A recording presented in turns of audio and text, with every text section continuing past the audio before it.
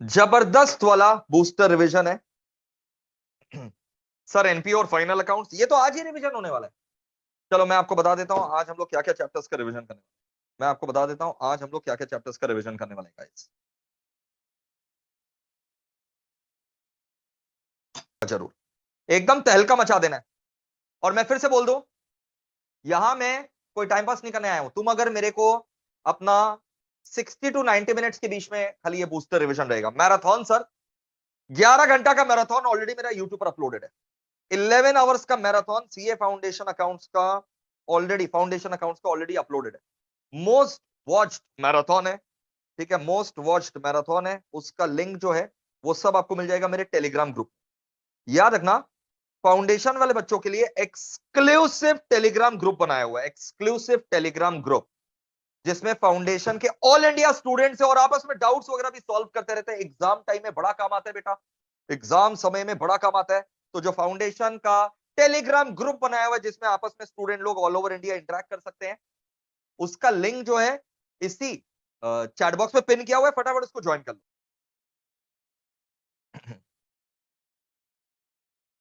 Okay अब सुनो भाई, आज क्या क्या चीज का रिवीजन होने वाला है। एकदम फाड़ू रिवीजन होने वाला है बेटा, मैं बता दूं।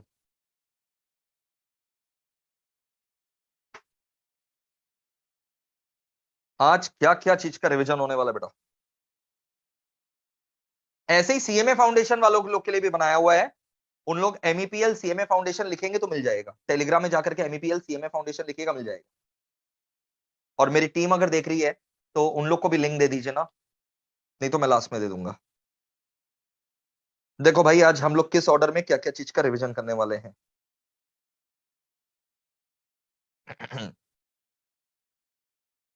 The first chapter that we are going to revise is rectification of errors. बहुत ही इंपॉर्टेंट चैप्टर है। यहां से तुम्हारा 6 नंबर से 8 नंबर आना ही आना है, चाहे दुनिया इधर का उधर हो जाए, 6 नंबर से 8 नंबर तुम्हारा आना ही आना है बेटा, रेक्टिफिकेशन ऑफ एरर्स। उसके बाद हम लोग रिवाइज करेंगे बेटा रेक्टिफिकेशन ऑफ एरर्स के बाद हम लोग रिवाइज करेंगे final accounts, final accounts of trading organisation. Manufacturing account का रिवीजन करेंगे, मैन्युफैक्चरिंग ऑर्गेनाइजेशन का, जो कि तुम लोग को बहुत दरकार है रे बाबा। तो मैन्युफैक्चरिंग ऑर्गेनाइजेशन का फाइनल अकाउंट्स, एनपीओ का भी रिवीजन आज ही करेंगे। तो रेक्टिफिकेशन ऑफ एरर्स होगा, final accounts of trading organisation, final accounts of manufacturing organisation, final accounts of NPO. NPO का भी रिवीजन आज ही करके चलटाएंगे, ठीक है। इसके अलावा डेप्रिसिएशन का बूस्टर रिवीजन होगा और बिल्स ऑफ एक्सचेंज का बूस्टर रिवीजन होगा। चलो इतना टारगेट रखते हैं सबसे पहले। डेप्रिसिएशन का बूस्टर रिवीजन होगा एंड बिल्स ऑफ एक्सचेंज का बूस्टर रिवीजन होगा, ठीक है। Shall we start then. तो ये 6 चैप्टर और कंसाइनमेंट भी आज ही कर लेते हैं। ये 7 चैप्टर सारे कंसेप्ट रिवीजन करेंगे हम लोग 90 मिनट्स के अंदर। 90 मिनट्स लगेंगे मेरे को। 90 मिनट्स के अंदर ये 7 चैप्टर का बूस्टर रिवीजन जो है हम लोग, ओके चलो लेट अस हिट इट। सबसे पहले मेरा आपसे एक खाली आखिरी रिक्वेस्ट है बेटा कि अगर अभी तक चैनल को सब्सक्राइब नहीं किया है, चैनल को सब्सक्राइब करके बेल आइकन पक्का से दबा देना, तभी नोटिफिकेशन जाता है। क्योंकि इतना कंटेंट वाला चैनल है ना, तुम्हारा कुछ ना कुछ कंटेंट छूट जाएगा अगर तुम नोटिफिकेशन नहीं दबा करके रखोगे। नोटिफिकेशन नहीं आएगा, बेल आइकन नहीं दबा कर रखोगे। So press the bell icon and hit the bell icon, okay. और ज्यादा से ज्यादा ये वीडियो अगर अच्छा लगे तो पक्का से सब फ्रेंड लोग के साथ शेयर करना। जो स्कूल ग्रुप में बिछड़ गए थे, कॉलेज ग्रुप में बिछड़ गए थे, उनको फिर से जोड़ लो यार, ये लिंक शेयर करके, अलग अलग व्हाट्सएप ग्रुप, टेलीग्राम। चलो let us start with rectification of errors. Let us start with rectification of errors. आ जाइए जनाब, चीर फाड़ मचाते हैं, आग लगाते हैं। आ जाइए जनाब।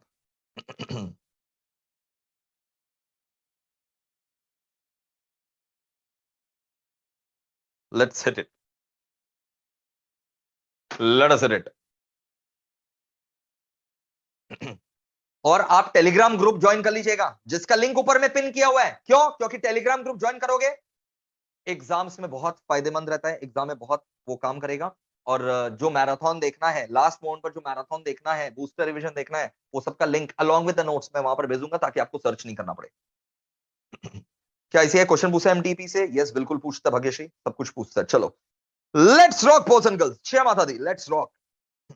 Rectification of error, booster revision है बेटा, समझ जाओ, एकदम फास्ट फास्ट, एकदम मतलब फास्टेस्ट स्पीड में चलेंगे, जबरदस्त वाला फास्टेस्ट स्पीड में, ठीक है।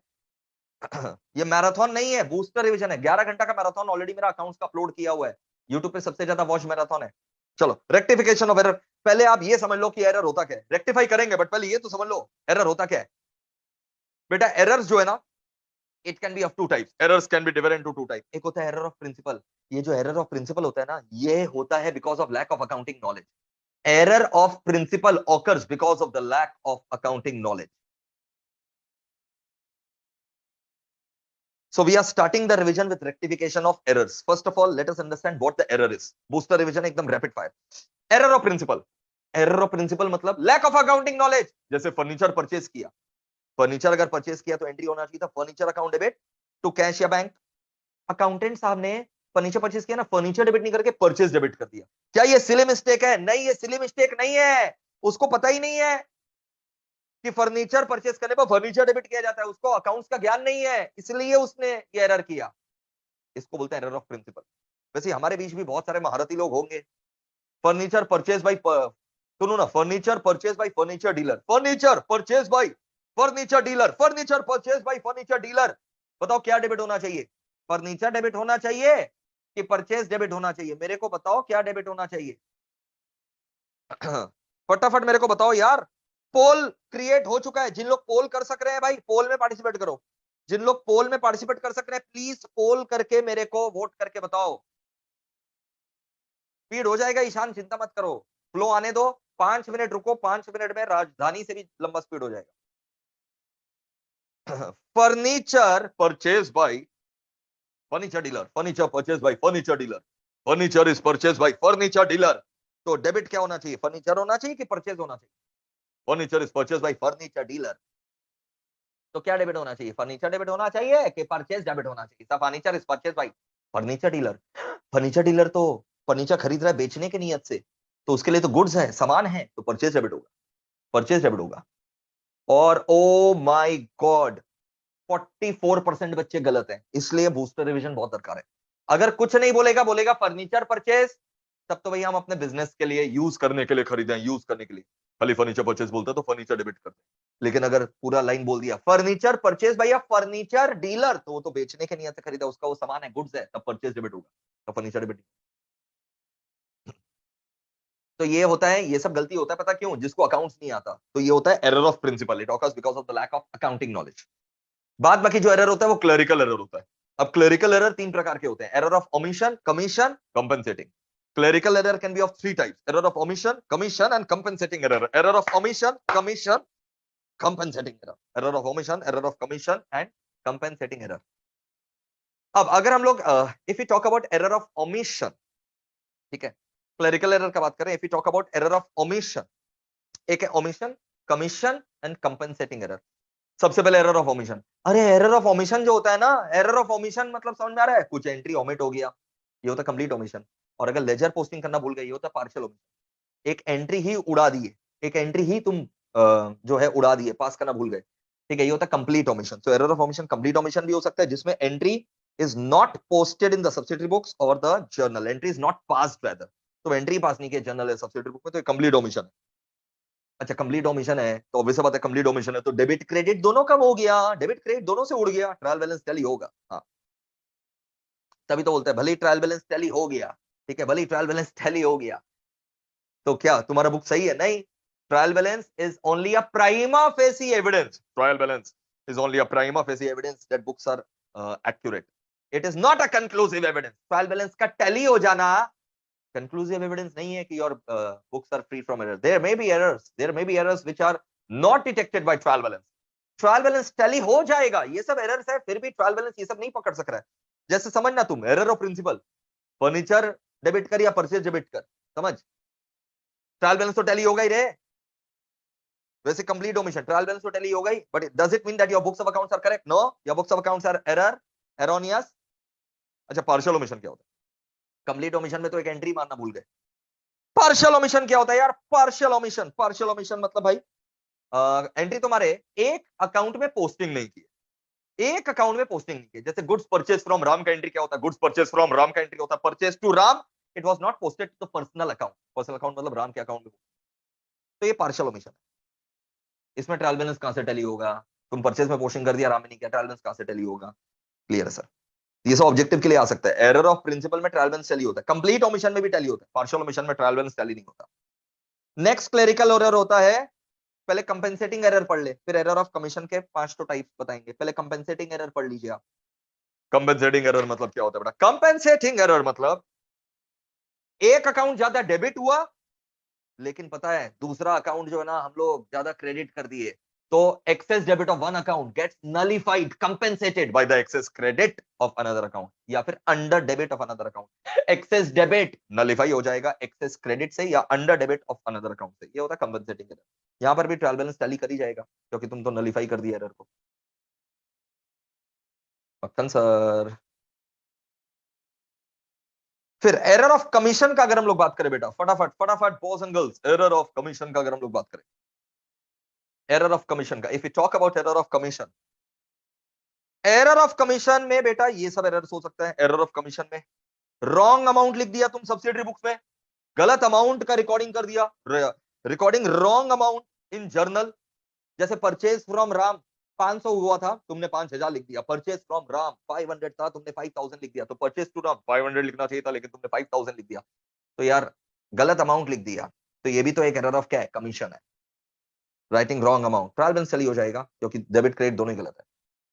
या फिर गलत अकाउंट में पोस्टिंग कर दिया, गलत अकाउंट में पोस्टिंग कर दिया, या रॉन्ग साइड ऑफ अकाउंट में पोस्टिंग कर दिया, या गलत अमाउंट का पोस्टिंग कर दिया। गलत अकाउंट में पोस्टिंग कर दिया, गलत अमाउंट का पोस्टिंग कर दिया, गलत साइड में पोस्टिंग कर दिया। या फिर टोटलिंग एरर, टोटलिंग एरर अगर कर दिया, या पोस्टिंग द, या तो टोटलिंग एरर कर दिया है जोड़ने में, अंडरकास्ट ओवरकास्ट, या फिर पोस्टिंग द रॉन्ग अमाउंट, या पोस्टेड द रॉन्ग अमाउंट, या posting on the wrong side, या फिर wrong balancing of ledger account, posting wrong amount या wrong side of the account या wrong balancing of ledger account. तो ये सब से ट्रायल बैलेंस हमारा टैली नहीं होगा, और ये सब एरर ऑफ कमीशन है। All these are error of commission, all these are errors of commission. Errors के बारे में सीख गए। अब रेक्टिफिकेशन का 3 स्टेज होता है बेटा। बेटा चिंता मत करो, मैं मास्टर सम भी तुम्हारे साथ डिस्कस कर लूंगा, जबरदस्त वाला बूस्टर रिवीजन है। अब ध्यान से सुनो, there are 3 stages of rectification of errors. ठीक है, हम लोग जो एरर्स को रेक्टिफाई करते हैं बेटा, 3 stages of rectification of error. एकदम अर्ली स्टेज में ही अगर एरर डिटेक्ट हो गया, ट्रायल बैलेंस भी अभी तक नहीं बना, before preparation of trial balance, अभी तक ट्रायल बैलेंस भी नहीं बना है, before preparation of trial balance. First stage है before preparation of trial balance. Second stage क्या रहता है?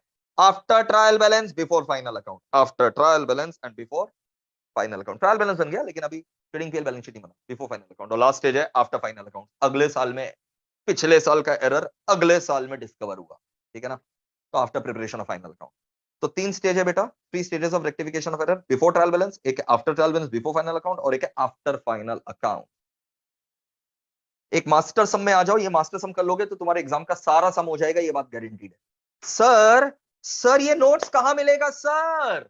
ये नोट्स जो है बेटा आपको हमारे टेलीग्राम ग्रुप में मिल जाएगा, एक्सक्लूसिव टेलीग्राम ग्रुप का लिंक, जहां पर आप लोग जो है ना आपस में बातचीत भी कर सकते हो, ठीक है, डाउट्स भी सॉल्व कर सकते हो स्टूडेंट लोग का।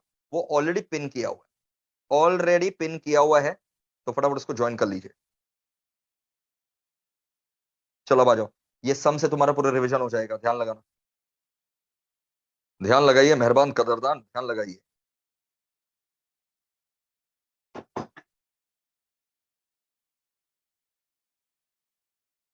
Master sum 1, rectify the following errors in different stages.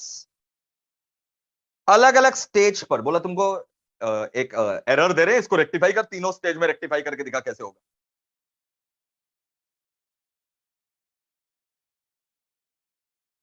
पहला पहला error, purchase day book under cast by 1000। ओ बाबा, परचेज डे बुक में टोटलिंग मिस्टेक हो गया रे, purchase day book was under cast by 1000। तो देखो हम लोग क्या डिस्कस किए थे, जब अंडर कास्ट या ओवर कास्ट रहता है यानी कास्टिंग एरर रहता है, तो ये तो सिंगल साइडेड एरर है, ट्रायल बैलेंस टैली नहीं होगा, सिंगल साइडेड एरर है। अच्छा क्या बोले रे? Purchase day book was under cast by 1000, purchase day book under cast हुआ 1000 से, तो जो परचेज है वो अगर अंडर कास्ट हुआ 1000, मॉडर्न रूल क्या बताता है? परचेज का कौन सा बैलेंस होता है? डेबिट बैलेंस होता है। कम on guys, pump up yourself. Purchase का कौन सा बैलेंस? सर परचेज का तो डेबिट बैलेंस होता है, अंडर कास्ट है ना। कम हो गया ना, तो और डेबिट कर दे 1000 रुपया से। तो पहला स्टेज में अगर ये एरर रेक्टिफाई होगा तो तुमको खाली परचेज को बढ़ा देना है 1000 रुपया से। तुम एक लाइन लिख दोगे before trial balance, purchase account will be debited by 1000। Purchase account को और बढ़ा दो 1000। परचेज क्या था, अंडर कास्ट था ना, परचेज का डेबिट होता है, अंडर कास्ट तो बढ़ा दो 1000 से, purchase account will be debited bye 1000। Second stage में अगर ये एरर हम लोग रेक्टिफाई करते हैं, सेकंड स्टेज मतलब ट्रायल बैलेंस बन चुका है क्या, हाँ ट्रायल बैलेंस बनने के बाद, ट्रायल बैलेंस बनने के बाद तो एंट्री क्या हो जाएगा, purchase to suspense. Trial balance बनने के बाद परचेज डेबिट कर देंगे 1000 से और जो बचा सस्पेंस। अच्छा आफ्टर फाइनल अकाउंट्स में याद है ना, सेकंड स्टेज और थर्ड स्टेज पूरा सेम रहता है, खाली नॉमिनल अकाउंट रिप्लेस हो जाता है पीएल एडजस्टमेंट से। तो परचेज और सस्पेंस में नॉमिनल अकाउंट कौन है, परचेज है, तो आफ्टर फाइनल अकाउंट्स एंट्री क्या हो जाएगा, purchase will be replace bye PL adjustment. Purchase is a nominal account. All the nominal accounts will be released by PL adjustment. So PL adjustment account debit to suspense. PL adjustment account debit to suspense. Clear ना? अच्छा मेरा तुमसे एक सवाल है, ये जो अभी हम लोग यहाँ पर एंट्री मारे हैं बेटा, परचेज टू सस्पेंस, अरे सुन ना भाई, ये जो एंट्री मार रहे हैं purchase to suspense, suspense create हो रहा है यहाँ पर, ये हम लोग सस्पेंस ओपन कर रहे हैं कि क्लोज कर रहे हैं, मेरे को फटाफट बताओ। पोल जिन लोग कर सक रहे हैं मेरे को पोल करके बताओ, सस्पेंस अकाउंट अभी आप ओपन कर रहे हैं कि ये क्लोज हो रहा है। सर क्या बात कर रहे हैं सर, इतना सिंपल क्वेश्चन है, हाँ तो बताइए ना, बताइए जनाब बताइए, सस्पेंस ओपन हो रहा है कि क्लोज हो रहा है, सस्पेंस ओपन हो रहा है कि क्लोज हो रहा है, जनाब बताइए। लास्ट तक डटे रहना बेटा, बूस्टर रिवीजन है, अचानक से स्पीड पकड़ लेंगे 6-7 चैप्टर ठोक देंगे। टारगेट है वही 60 मिनट्स, 60 मिनट्स टू 90 मिनट्स। बताइए परचेज यहां पर तुम खोल रहे हो कि बंद कर रहे हो, परचेज ओपन हो रहा है, सस्पेंस का बात करें, सस्पेंस ओपन हो रहा है कि क्लोज हो रहा है, अरे परचेज टू सस्पेंस मारा ना, सस्पेंस ओपन हो रहा है कि क्लोज हो रहा है, बोल भाई। और इतने सारे बच्चे वीडियो देख रहे हैं, बेशरम भैया, बिना लाइक बटन दबाए, हाँ लाइक बटन तो दबा दो, तब ना जाकर के पॉजिटिविटी हिट होगा। बताओ भाई, सस्पेंस ओपन हो रहा है कि क्लोज हो रहा है, यहाँ ये जो सस्पेंस अभी क्रेडिट की हो, ये ओपन हो रहा है कि क्लोज हो रहा है रे बाबा। और मेजॉरिटी ऑफ बच्चे जो है, देख लेते हैं भाई, ओ माय गॉड, लगभग लगभग 50% बच्चे गलत है। उन लोगों को लग रहा है सर सस्पेंस अभी क्रिएट किया ओपन हो रहा है, ये होते हैं गांजा। मेरे रेगुलर बैच वाले बच्चे अच्छे से जानते हैं, सब कुछ सिखाया हुआ है, सस्पेंस क्लोज हो रहा है, यहां सस्पेंस क्रिएट कर रहे हो क्लोज हो रहा है यार। तुम सोचो, तुम सोचो, जब परचेज डे बुक कंसेप्ट समझो, purchase day book under cast था 1000 से, तुम तो सेकंड स्टेज में रेक्टिफाई कर रहे हो, सेकंड स्टेज मतलब ट्रायल बैलेंस बन गया होगा। तो मेरे प्यारे बच्चों, जब ट्रायल बैलेंस, सेकंड स्टेज में तो ट्रायल बैलेंस बन चुका होगा, तो जब ट्रायल बैलेंस बना होगा, जब ट्रायल बैलेंस बना होगा, तो तुमने परचेज को अंडर कास्ट कर रखा था 1000 से, परचेज को अंडर कास्ट कर रखा था 1000 से, तो पक्का तुम्हारा यहाँ पर 1000 रुपया डेबिट, डेबिट साइड में 1000 रुपया कम रहा होगा। अब तुमको उस समय एरर समझ में नहीं आया तो तुमने क्या कर दिया, एक बार डेबिट साइड में कम है, चलो 1000 रुपया एक बार सस्पेंस लिख देते हैं, सस्पेंस 1000 रुपया लेकर के तुमने ट्रायल बैलेंस टैली करवा दिया, फिर तुम अकाउंट जो है देखना चालू किया और देखा परचेज जो है वो अंडर कास्ट था हमारा, परचेज में टोटलिंग में सकता 1000 रुपया से। तो ठीक है, अब हम लोग को पता चल गया, पहले नहीं पता था एरर क्या है, तो सस्पेंस में डाल दिया जा रहा, अब एरर पता हो गया कि परचेज 1000 रुपया डेबिट होगा, तो परचेज 1000 रुपया डेबिट कर दिए, और जो सस्पेंस तुमने डेबिट में लिखा था ट्रायल बैलेंस के, इसको मार डालेंगे। डेबिट को मारने के लिए क्या करना पड़ता है, क्रेडिट, तो सस्पेंस क्रेडिट होकर के मर रहा है, क्लोज हो रहा है। कंसेप्ट समझ में आया, कंसेप्ट समझ में आया, यस सर आ गया। सेकंड वाला में आ जाओ, सेल्स डे बुक, ये वाला खुद से बताओ, sales day book, come on guys. Sales day book overcast है, सेल्स का नेचर क्या होता है, क्रेडिट होता है ना, हाँ सर सेल्स का नेचर क्रेडिट होता है, ये ओवरकास्ट है, सेल्स क्रेडिट होता है और ओवरकास्ट हो रखा है, ज्यादा क्रेडिट हो गया, तो इसको अपने डेबिट कर देंगे, ठीक है ना, इसको अपने, अरे यार सेल्स क्रेडिट होता है, ओवरकास्ट ज्यादा क्रेडिट हो गया 2000 रुपया से, तो पहला स्टेज में लिख देना खाली एक line, sales account will be debited by 2000, sales ज्यादा क्रेडिट हो गया 2000 से, उसको मार डालने के लिए सेल्स भी डेबिटेड बाई 2000। सेकंड स्टेज में एंट्री क्या हो जाएगा, सेल्स अकाउंट डेबिट तो सस्पेंस अकाउंट, और लास्ट स्टेज में, लास्ट स्टेज में क्या हो जाएगा बताओ, सेल्स नॉमिनल अकाउंट है, सारा का सारा नॉमिनल अकाउंट लास्ट स्टेज में रिप्लेस हो जाता है पीएल एडजस्टमेंट, तो एंट्री हो जाएगा PL adjustment. Return inward day book, ठीक है, रिटर्न इनवर्ड मतलब क्या होता है सर, रिटर्न इनवर्ड मतलब हम लोग के पास आ रहा है, मतलब माल बेचे थे रिटर्न आ गया, सेल्स रिटर्न। रिटर्न इनवर्ड मतलब क्या, sales return, sales return, sales return का नेचर क्या होता है, सेल्स रिटर्न का नेचर क्या होता है बेटा? सेल्स क्रेडिट होता है बेटा, सेल्स क्रेडिट होता है। सेल्स रिटर्न तो डेबिट होगा ना, तो सेल्स रिटर्न डेबिट होता है। सेल्स रिटर्न का जनरल नेचर डेबिट होता है। अब ज्यादा ओवर का मतलब ज्यादा डेबिट हो, ज्यादा डेबिट हो गया तो काट दो क्रेडिट करके, तो sales return will be credited by 500। और यहाँ पर एंट्री क्या हो जाएगा? सेल्स रिटर्न क्रेडिट कर दो, suspense debit, suspense to sales return. और लास्ट स्टेज में suspense to PL adjustment, suspense to PL adjustment, because all nominal account are replaced by PL adjustment in the last stage. फिर मेरे को बताओ, अच्छा PL adjustment का final profit कहां जाता है बताओगे? प्रॉफिट या लॉस जो भी आता है पीएल एडजस्टमेंट में कहां ट्रांसफर हो जाता है? पीएल एडजस्टमेंट का फाइनल अमाउंट कहां ट्रांसफर हो जाता है? कैपिटल में। क्लियर? ये लो, purchase from Ram wrongly omitted. बेटा परचेज फ्रॉम राम का एंट्री बता दो। परचेज फ्रॉम राम का एंट्री हो जाएगा फटाफट। Purchase to Ram, purchase to Ram wrongly omit हो गया, एंट्री पास कर दे। Purchase account debit to Ram account, double sided error है। Purchase to Ram. Second stage में भी सेम रहेगा, परचेज टू राम। और थर्ड स्टेज में नॉमिनल अकाउंट कौन है? परचेज है, पीएल एडजस्टमेंट टू राम हो जाएगा। फिर आ जाओ, purchase from Shyam 1000 rupees not posted in Shyam account. इसका मतलब एंट्री तो पास हुआ है, शाम में खाली गड़बड़ है, वहां पर पोस्टिंग नहीं हुआ, शाम अकाउंट में पोस्टिंग नहीं हुआ। तो परचेज टू शाम होना चाहिए।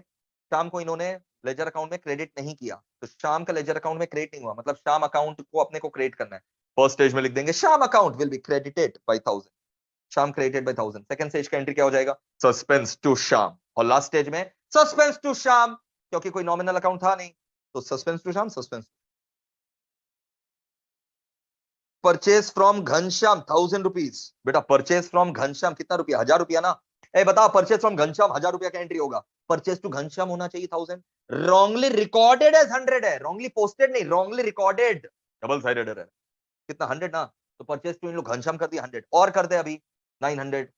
1000 करना था, इन लोग 100 किया, तो तुम एंट्री पास कर दे। Purchase to Ghanshyam 900, second stage में भी सेम, परचेज टू घनश्याम 900, और लास्ट स्टेज में PL adjustment to Ghanshyam 900। Purchase from Radhe Shyam, बेटा purchase from Radhe Shyam 1000 rupees wrongly posted to the debit side of Radhe Shyam है, ध्यान लगा, ये बढ़िया है। परचेज फ्रॉम राधे श्याम 1000 रुपया का एंट्री क्या होना चाहिए था? Purchase to Radhe Shyam 1000। बेटा परचेज फ्रॉम राधे श्याम का एंट्री क्या होना चाहिए था? परचेज टू राधे श्याम 1000 रुपया। ठीक है, purchase to Radhe Shyam 1000। Wrongly posted, posting में एरर है, राधे श्याम में वो भी एरर है। राधे श्याम क्या होना चाहिए था? क्रेडिट होना चाहिए था 1000 रुपया से, इन्होंने क्या किया? डेबिट कर दिया 100 रुपया से। अमाउंट देख लेना भाई, क्रेडिट करना चाहिए था 1000 रुपया से राधे श्याम, इन्होंने डेबिट कर दिया 100 से। तो पहले तो गलत डेबिट को काटने के लिए क्रेडिट करना पड़ेगा, 100 रुपया गलत डेबिट किया, उसको काटने के लिए 100 रुपया क्रेडिट, और सही के लिए 1000 रुपया क्रेडिट, 1100 रुपया credit. Radhe Shyam will be credited 1100। Second stage में सस्पेंस टू राधे श्याम 1100, और लास्ट स्टेज में सस्पेंस टू राधे श्याम 1100, क्योंकि कोई नॉमिनल अकाउंट थोड़ी ना जो पीएल एडजस्टमेंट आता है। इंस्टीट्यूट का फेवरेट एंट्री है ये, फर्नीचर परचेज किया लेकिन परचेज में डेबिट कर दिया, furniture purchase was debited to purchase. तो ठीक है ना, अभी सही कर दो, फर्नीचर को डेबिट कर दो, और गलती से जो परचेज डेबिट हुआ था उसको काटने के लिए क्रेडिट कर दो, furniture to purchase, furniture to purchase. First stage second stage में फर्नीचर टू परचेज, और लास्ट स्टेज में परचेज किससे रिप्लेस हो जाएगा? PL adjustment, furniture to PL adjustment. ठीक है sir. Installation of machinery 1000 rupees, तो मशीनरी में डेबिट होना चाहिए था, इन्होंने रिपेयर में कर दिया होगा डेबिट, ठीक कर दो, मशीनरी टू रिपेयर। सेकंड में भी सेम, और लास्ट स्टेज में machinery to PL adjustment. Purchase of 67, purchase of 67 posted to trade payable यानी creditor account, purchase to creditor होना चाहिए था 67, इन्होंने क्रेडिटर में 60 पोस्ट कर दी, किया है ना, और 7 रुपीज पोस्ट कर दो, तो trade payable will be credited by 7, creditors will be credited by ₹7। और फिर सेकंड स्टेज में suspense to creditor, last stage में suspense to creditor. Master sum 2 आप यहां से खुद से रिवाइज कर लेंगे बेटा। तो मैंने रेक्टिफिकेशन ऑफ एरर का सारा आपको बता दिया कि क्या क्या एरर्स हो सकते हैं, क्या क्या स्टेजेस हो सकते हैं, एक मास्टर सम भी करवा दिया। मास्टर सम 2 मेरे नोट्स में है, मेरे नोट्स में है मास्टर सम 2, और जबरदस्त है भाई। मास्टर सम 2 में बेटा टोटल 22 ठो एंट्रीज है, अभी मैंने आपको 10-12 ठो कराया, मास्टर सम 2 में ऐसा 22 ठो एंट्रीज है, इसके बाद से और कुछ नहीं आ सकता, यही टाइप आएगा, इसके बाद से और कोई टाइप बचता नहीं है। तो ये रिवीजन नोट्स कहां मिल जाएंगे सर? बेटा ऑलरेडी टेलीग्राम ग्रुप में भेज दिया गया है। और रेगुलर बैच वाले बच्चों को कहां से मिलेगा? कॉपी से, अपने कॉपी से बेशर्मो। क्लियर है सर मक्खन? This was everything about rectification of error. अब हम लोग रिवीजन करने वाले हैं कंसाइनमेंट का, कंसाइनमेंट का, और कंसाइनमेंट के बाद क्या चीज का रिवीजन करेंगे? फाइनल अकाउंट, ट्रेडिंग ऑर्गेनाइजेशन का, एनपीओ का, as well as manufacturing organisation का। चलो आ जाओ। कंसाइनमेंट में आ जाओ बेटा। Let us hit it. जो बच्चे वीडियो को बिना लाइक किए देख रहे हैं उनको लेक्चर लगने वाला नहीं है बेशर्मो। Let the positivity and law of attraction work. Shall start, shall start. Let us hit it, let us hit it.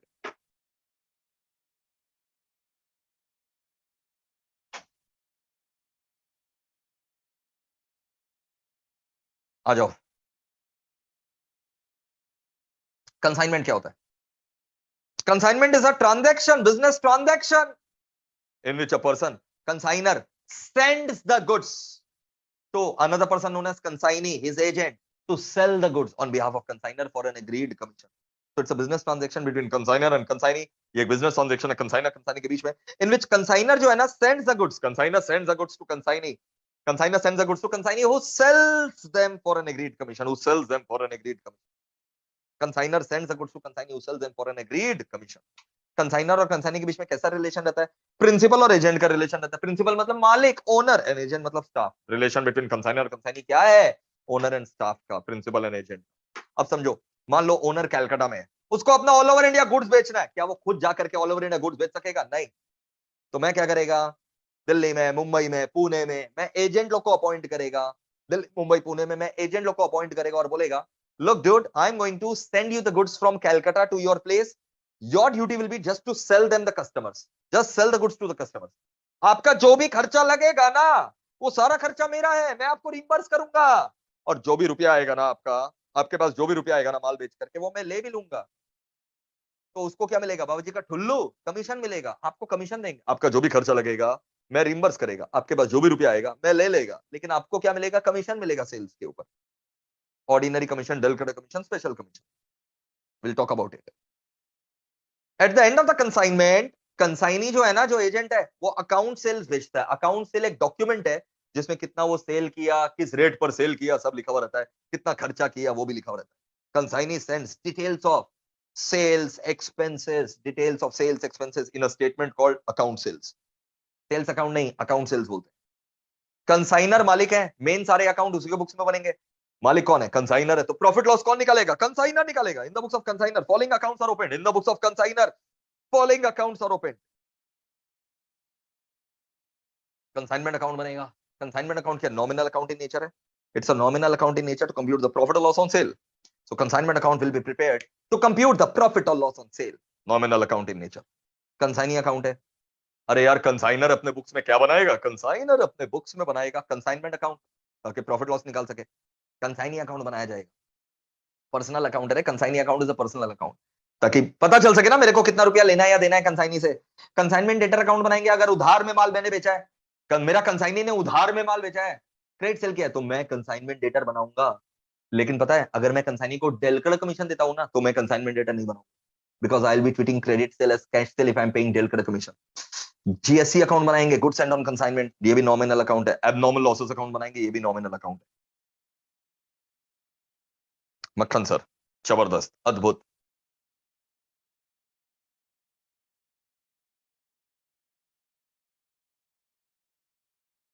मक्खन, एक सम भी देख लेते हैं, आ जाओ। एक सम भी देख लेते हैं, एबनॉर्मल लॉसेस भी दिखा देंगे। Valuation of loss in transit, loss by fire, consignment stock, सब सिखा देंगे, खाली देखते चलो। के ऑफ कोलकाता, बोला K of Kolkata consign, K of Kolkata consign goods invoiced at rupees 125 lakh. अच्छा, इनवॉइस प्राइस बोल दिया 125 लाख। इनवॉइस्ड एट 125 लाख मतलब ये 125 लाख क्या है? इनवॉइस प्राइस है। After charging profit off, after charging load, load मतलब profit, after charging load of 25% on cost. सबसे पहला टारगेट तुम्हारा कंसाइनमेंट सब में लोड पर यूनिट निकालना है, चाहे कुछ भी हो जाए, लोड पर यूनिट निकाल लो। तो निकाल लेते load per unit. 25% on cost बोला। 25% मतलब क्या होता है बताओ सर? 25% मतलब होता है sir 1/4 on cost. 1/4 on cost मतलब क्या होता है? 1/4 ऑन कॉस्ट मतलब 1/5 ऑन आईपी। अरे 1/4 ऑन कॉस्ट मतलब 1/5 ऑन आईपी। और आईपी कितना है तेरा? 125 लाख है, तो 125 लाख का 1/5 कितना हो गया? 25 लाख का लोड हो गया। अब जब तुम कंसाइनमेंट अकाउंट बनाएगा, कंसाइनमेंट अकाउंट में क्या लिखेगा? कंसाइनमेंट अकाउंट लेजर अकाउंट है पहला बात, ठीक है। अच्छा, इन द बुक्स ऑफ, हर सम में लिखना, इन द बुक्स ऑफ यहां पर क्या लिखोगे? के consignment to Kolkata account, ledger account बना देना, date particular journal for amount rupees. Consignment में लिखोगे to goods sent on consignment. Sir GST लिख सकते हैं क्या? जीएसटी ना, अलाउड नहीं है। हाँ, लेकिन अगर आप एक बार गुड सेंट ऑन कंसाइनमेंट लिख करके ब्रैकेट में जीएससी लिख देते हैं, फिर आप बार बार हर जगह जहां जहां जीएससी आएगा जीएससी यूज कर सकते हैं। तो टू जीएससी 125 लाख लिख दोगे, बाई जीएससी लोड हटा देना 25 लाख। ये देखो, ये रहा in the books of consignor के, मैंने लिखा consignment of Mumbai, debit credit, format देख लो, date particular journal folio amount rupees, figures lakhs में तो लैक्स लिखना, डेट नहीं दिया तो question mark. To goods sent on consignment, bracket में जीएससी लिख दिया, देख रहे हो, एक बार ब्रैकेट में जीएससी लिख दिया 125 लाख, अब मैं हर जगह बाई जीएससी जहां जहां जीएससी आएगा शॉर्ट फॉर्म यूज कर सकता हूं। बाई जीएससी लोड हटा दिया 25 lakh, done done done done. अब कंसाइनर जितना भी खर्चा करता है, कंसाइनर जो भी खर्चा करेगा, आंख बंद करके क्या बोलोगे, कंसाइनर जो भी खर्चा करेगा टू बैंक, तो हम जो भी खर्चा करेंगे टू बैंक बोल करके लिख देंगे। तो कंसाइनर ने freight loading charges, transit insurance खर्चा किया, इसलिए टू बैंक लिख दिया। अब गुड्स पहुंचा कंसाइनी के पास, कंसाइनी जो भी खर्चा कर रहा है वो तो एजेंट है, स्टाफ है, खर्चा तो बियर कौन करेगा, expenses belong to consignor, they will be borne by consignor, it's just that my expenses are being paid by consignor, I'll have to reimburse those expenses to consignee, तो to consignee बोल करके लिखो। खर्चा कर consignee रहा है, लेकिन beer कौन करेगा, कंसाइनर। जो भी खर्चा हम करेंगे टू बैंक, जो भी खर्चा मेरा कंसाइनी करेगा टू कंसाइनी। क्लास में एंट्री पैदा करके दिखाते थे, याद आया, हाँ सर। टू कंसाइनी, जो भी खर्चा कंसाइनी किया, unloading charge, freight, rent, insurance, उसको कमीशन देना है तो वो भी टू कंसाइनी बोल करके आएगा।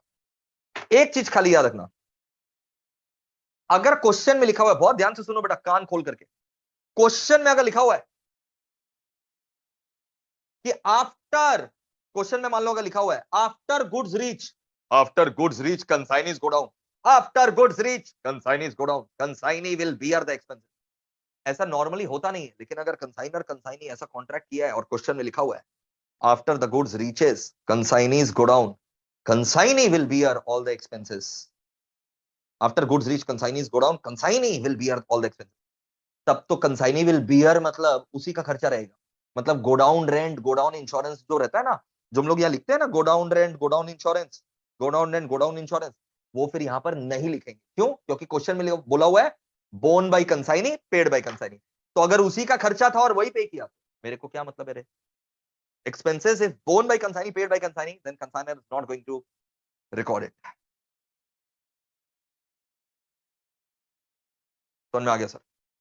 तो ये बहुत, अगर पेपर को टफ करना हुआ तो मतलब ये तो देना ही चाहिए स्टूडेंट का नॉलेज टेस्ट करने के लिए, नहीं तो बहुत सारे स्टूडेंट लोग तो रट लेते हैं, जो भी कंसाइनी करेगा टू बैंक, जो भी कंसाइनी खर्चा करेगा टू कंसाइनी, लेकिन टू कंसाइनी नहीं होगा अगर ऐसा खर्चा है which are borne by consignee and paid by consignee, borne by consignee and paid by consignee. जी हाँ, करेक्ट, मेगा विश्वास, वेरी गुड।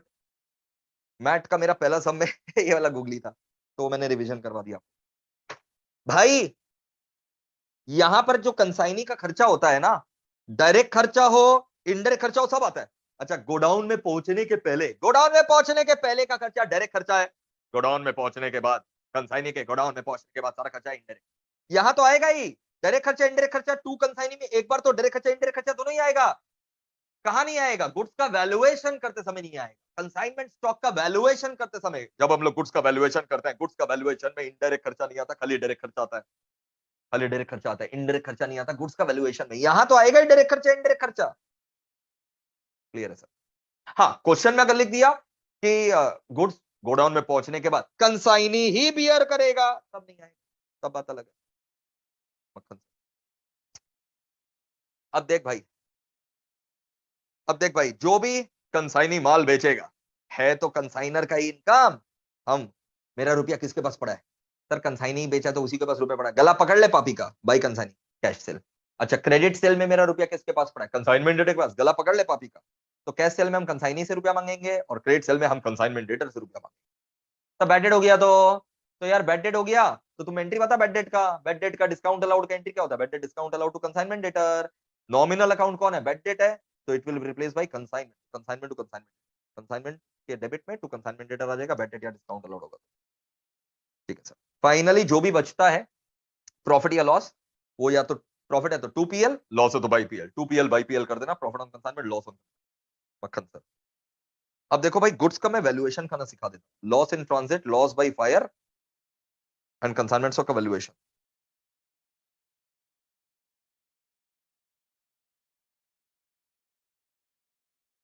मैंने एक बाहुबली वर्किंग नोट आपको सिखाया था, उससे क्या ना, एक तीर से तीन निशाना होता है, तीन निशाना। अच्छा, बहुत बार ना गुड्स मेंशन नहीं रहता तो 100 यूनिट एज्यूम कर लेना, अगर गुड्स मेंशन नहीं है तो 100 यूनिट एज्यूम कर लेना। अच्छा, एक चीज और सुनो ना, एक चीज और सुनो, ये वैल्यूएशन सिखा रहा है मैं, एक चीज और सुनो। बहुत बार ना invoice value of the goods mention नहीं रहता है, लेकिन ना आधा सम जब खत्म होता है ना, ऐसा भी हम लोग सम कर रखे हैं, मैथ का लास्ट सम है मेरा, आधा सम जब खत्म होता है तो वहां लिखा रहता है 10% of the goods were lost in transit, 10% of the goods were lost in transit या lost by fire whose invoice value was 10,000 या 12,500 मान लो। तो तुम ढूंढते रह जा रहे हो यार, इनवॉइस वैल्यू नहीं दिया हुआ है गुड्स का यार, लेकिन आधा सम जब खत्म हो जाएगा तो दिया रहेगा 10% माल जो है वो खो गया था जिसका इनवॉइस वैल्यू 12,500 था, तो 10% का इनवॉइस वैल्यू अगर 12,500 था तो टोटल गुड्स का इनवॉइस वैल्यू 12,500 बाई 10% कर दो, 1,25,000 है, 1,25,000। तो तुम्हारा सम चालू होगा 2GSE 1,25,000 से, मक्खन सर। और लोड हटा देना, मेरे गांजा भूलना मत। अब तीन चीज का वैल्यूएशन हम सिखा रहे हैं, लॉस इन ट्रांजिट का वैल्यूएशन कैसे होता है, लॉस बाय फायर का वैल्यूएशन कैसे होता है, LIT loss in transit, loss by fire and consignment stock का वैल्यूएशन कैसे होता है। गुड्स सेंट ऑन कंसाइनमेंट मान लो 100 यूनिट्स है, जो भी प्राइस दिया हुआ लिख देना, आंख बंद करके सबसे पहले कंसाइनर का सारा खर्चा दे मारना, ऐड कर देना, all expenses of consignor, add all expenses of consignor. Goods sent on consignment आपको दिया हुआ है तो अब आपको ऐड कर देना बेटा all the expenses of consignment, आंख मीच करके सारा खर्चा दे मारो, add all expenses. So goods sent on consignment का वैल्यू में ऐड कर दोगे कंसाइनर ने जितना भी खर्चा खुद से पे किया, all expenses paid by consignor. ठीक है सर, इससे 100 यूनिट्स का मान लो से फॉर एग्जांपल वैल्यू आ गया 10,000, से फॉर एग्जांपल जोड़ जाड़ करके 100 यूनिट्स का वैल्यू आ गया 10,000 रुपया। अब बताओ पहले कंसाइनी को माल मिलेगा कि पहले लॉस इन ट्रांजिट होगा, फटाफट बताओ। पहले लॉस इन ट्रांजिट होता है, पहले लॉस इन ट्रांजिट होता है, हाँ पहले लॉस इन ट्रांजिट होता है कि कंसाइनी के पास माल पहुंचे। सर कैसा बात कर रहे हैं, कंसाइनी के पास माल पूरा जाएगा ही नहीं ना, अगर 100 यूनिट है और 10 यूनिट लॉस इन ट्रांजिट हो गया तो कंसाइनी के पास तो 90 जाएगा, तो पहले लॉस इन ट्रांजिट का वैल्यूएशन करो। 10 यूनिट्स का वैल्यूएशन 10,000 रुपया, 100 यूनिट का दाम है तो 10 यूनिट का दाम कितना हो जाएगा, 1,000। 10 यूनिट का दाम हो गया 1,000 रुपया, तो 90 यूनिट्स का कीमत कितना हो जाएगा बताओ, 9,000 हो गया। अब ये 90 यूनिट्स कंसाइनी को मिला, अब लॉस इन ट्रांजिट हटा दियो ना, अब तुम यहां पर कंसाइनी का खर्चा ऐड करो। कंसाइनी का कौन सा खर्चा ऐड करोगे, सर कंसाइनी का खाली डायरेक्ट खर्चा। डायरेक्ट खर्चा मतलब उसके गोडाउन में पहुंचने के पहले तक का खर्चा, अनलोडिंग चार्जेस, फ्रेट, ये सब ऐड करोगे। गोडाउन रेंट, गोडाउन इंश्योरेंस, ये सब ऐड मत करना। और याद रखना डायरेक्ट एक्सपेंस करेक्ट नाम क्या होता है, non recurring. Direct expense correct नाम होता है नॉन रेकरिंग, तो consignee direct expense non recurring. तो अब 90 यूनिट का तुम्हारा कीमत निकल गया, मान लो 10,500 आया, 90 यूनिट का मान लो जोड़ जाड़ करके 10, ये 1,500 जोड़े 10,500 आया। अब मान लो कंसाइनी के गोडाउन में आग लग गया, कंसाइनी के गोडाउन में आग लग गई, ठीक है, मान लो बोला 1/10 of the goods received by consignee, 1/10 of the goods receive by consignee. अब गुड्स रिसीव बाय कंसाइनी कितना था, 90, 90 का 1/10 करना, 100 का 1/10 मत करना, बोला है गुड्स रिसीव बाय कंसाइनी उसका 1/10, तो 1/10 of the goods receive by consignee, 90 का 1/10 कितना, 9, तो 9 का वैल्यूएशन निकाल लेना, 10,500। अगर 90 का दाम है तो 10,500 divided by 90 into 9, 10,500 divided by 90 into 9, loss by fire यहां से माइनस कर 10,500 डिवाइडेड बाय 90 इंटू 9, ठीक है ना, 1050 ऑब्वियसली 1/10 हो गया, तो 10,500 माइनस 1050 अपना कितना हो जाएगा बेटा, 81 का दाम निकल गया अपना 9450, लॉस बाय फायर हटाने के बाद बस खत्म। अब मान लो क्वेश्चन तेरे को बोला है, ओए क्वेश्चन बोला है 60 यूनिट सोल्ड, अच्छा क्वेश्चन क्या बोला, 60 यूनिट सोल्ड, 60 यूनिट सोल्ड, तो कंसाइनमेंट स्टॉक कितना बचेगा बताओ।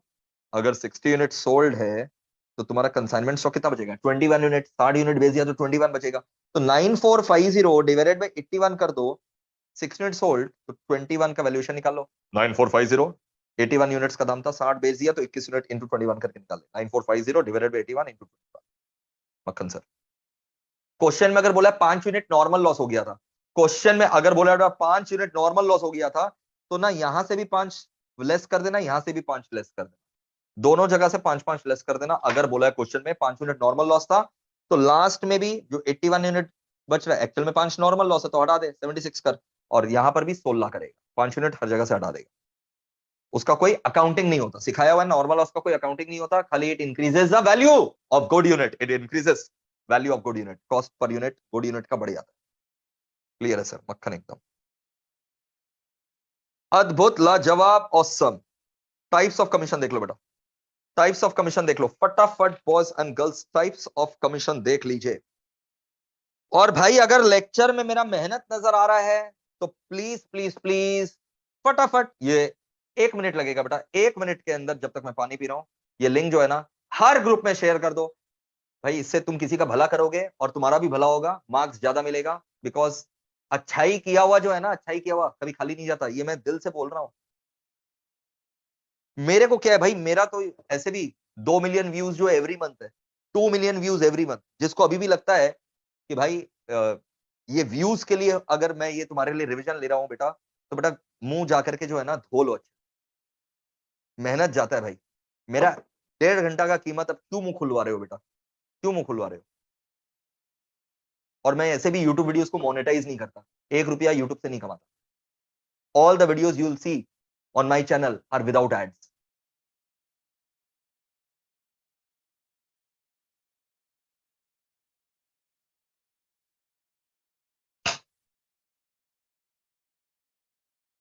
पढ़ाना मेरा पैशन है। मेरे को बहुत जबरदस्त अच्छा लगता है जब बच्चे अपना एग्जाम्स अच्छा करते हैं और मैं उनके अच्छे एग्जाम में कंट्रीब्यूट कर सकता हूं।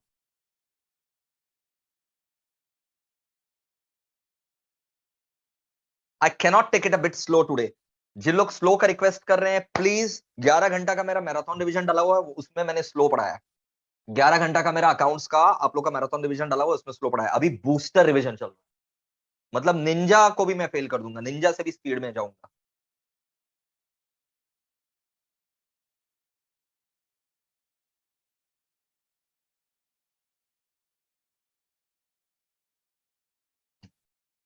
Types of commission link share कर दिया बेशर्मो, सारे व्हाट्सएप ग्रुप टेलीग्राम ग्रुप में लिंक डाल दो आपकी तरफ। Ordinary, del credere and special commission. हाँ, types of commission. Ordinary commission तो यार सेल के ऊपर दिया जाता है, just to make the consignee play the role of agent. ठीक है, it's a basic commission paid by consignee to consignee, कौन से basic commission. Del credere commission क्यों दिया जाता है? To make consignee bear the risk of credit sale, to make consignee bear the risk of credit sale. इसका मतलब अगर credit sale होगा ना, अगर मैंने डेल क्रेडर कमीशन दे रखा है, तो क्रेडिट सेल अगर सब में दिया हुआ रहेगा ना, भाड़ में गया, मैं उसको कैश सेल ट्रीट करूंगा। मैं क्रेडिट सेल को कैश सेल ट्रीट करूंगा, और मैं कुछ बोलना नहीं चाहता। कैश सेल के लिए मैं कंसाइनमेंट अकाउंट में मैं कैश सेल के लिए बाई कंसाइनी लिखता हूँ, क्रेडिट सेल के लिए भी मैं बाई कंसाइनी लिखूंगा अगर मैंने डेल क्रेडिट कमीशन दिया। फिर कलेक्शन फ्रॉम डेटर कितना हुआ, कंसाइनी ने कितना कलेक्ट किया डेटर से, बैड डेट कितना, डिस्काउंट अलाउड हुआ, मैं वो सब इंफॉर्मेशन पढ़ूंगा ही नहीं, काट दूंगा। बिकॉज मैंने तो क्रेडिट सेल को कैश सेल मान लिया अगर मैंने डेल क्रेडिट, इतना सिंपल कर दिया। बट अगर डेल क्रेडिट कमीशन नहीं दिया है तो ऑब्वियस बात है भाई, कंसाइनमेंट डेटा लिखूंगा, मैं कंसाइनर हूं भाई, कंसाइनमेंट डेटा लिखूंगा और बैड डेट वगैरह भी रिकॉर्ड करूंगा। मक्खन sir, special commission overriding commission दिया जाता है कंसाइनी को to motivate him to sell the goods at higher price above the invoice price. कि इनवॉइस प्राइस के जितना ऊपर बेचोगे ना, तुमको इनवॉइस प्राइस के एक्सेस अमाउंट के ऊपर, selling price in excess of IP, selling price in excess of IP, उस एक्सेस के ऊपर हम तुमको special, so it's given on excess of SP or IP to motivate consignee to sell the goods on higher price. Makhan sir, lovely lovely lovely। यहां तो तुम्हारा नाम आना है, ये सब लास्ट टर्म के रैंक होल्डर्स हैं बेटा, 2021 के बेटा, यहाँ तो तुम्हारा नाम आना है। ये सब तो तुम्हारा नाम आना है सी इंटर में, बट पहले आओ तो सही इंटर में। कंसाइनमेंट तक क्लियर है? तो अभी हम लोग 2 चैप्टर का पावर पैक्ड वाला रिवीजन किए हैं बेटा।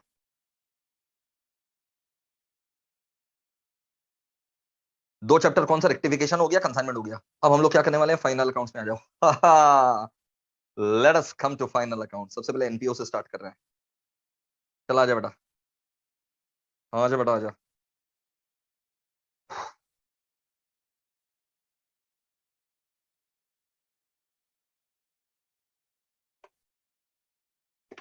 We are starting with final accounts of NPO. सारा कंसेप्ट जो हिला हुआ है तुम्हारा एनपीओ का, अगर हिला हुआ है अभी क्लियर हो जाएगा। अभी 2-3 चैप्टर ठोकेंगे।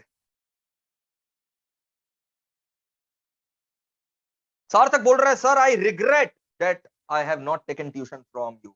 अरे यार प्लीज रिग्रेट मत करो सार्थक, तुम भी मेरे बच्चों बेटा, अभी जो मिल रहा है उसको ग्रहण करो। इंटर में मिस्टेक मत करना, इंटर में मिस्टेक बहुत भारी पड़ता है। इंटर में मिस्टेक मतलब एक दो टर्म खराब। ऑल ओवर इंडिया इंटर बच्चे पढ़ते तो मेरे से ही है, चाहे शुरू में चाहे बाद में। अब वो डिसाइड कर लो तुमको कब पढ़ना है। फाइनल अकाउंट्स ऑफ एनपीओ में आ जाओ।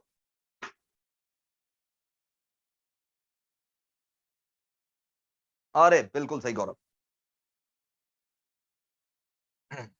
फाइनल अकाउंट्स ऑफ एनपीओ में आ जाओ बेटा। हिमांशु जो क्वेश्चन बोलेगा उस तरीके से।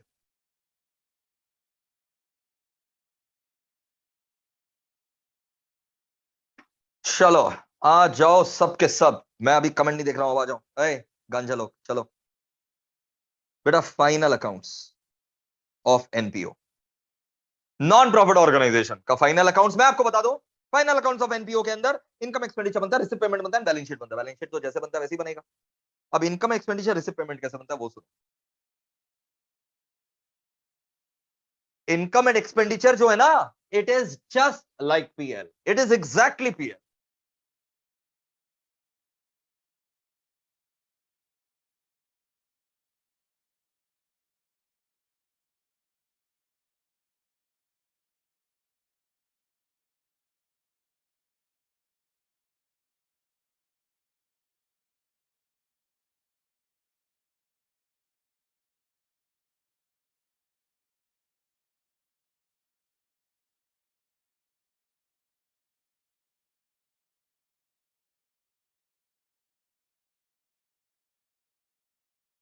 Good to go, good to go, good to go, good to गो।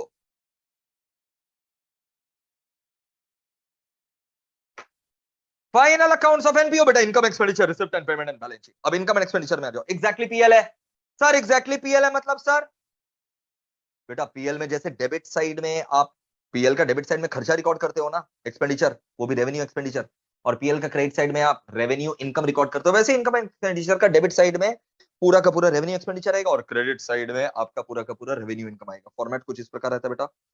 आप यहां पर लिखते हैं बेटा, आई एंड ई नहीं, पूरा लिखना है, income and expenditure account for the year ended. जैसे पीएल में लिखते हो ना फॉर द ईयर एंडेड, वैसे income and expenditure account for the year ended. Income and expenditure account for the year ended, debit credit लिख देने का, जैसे पीएल का फॉर्मेट होता है वैसे यहाँ पर income and expenditure account for the year ended जो है, डेबिट क्रेडिट लिख देने का बेटा।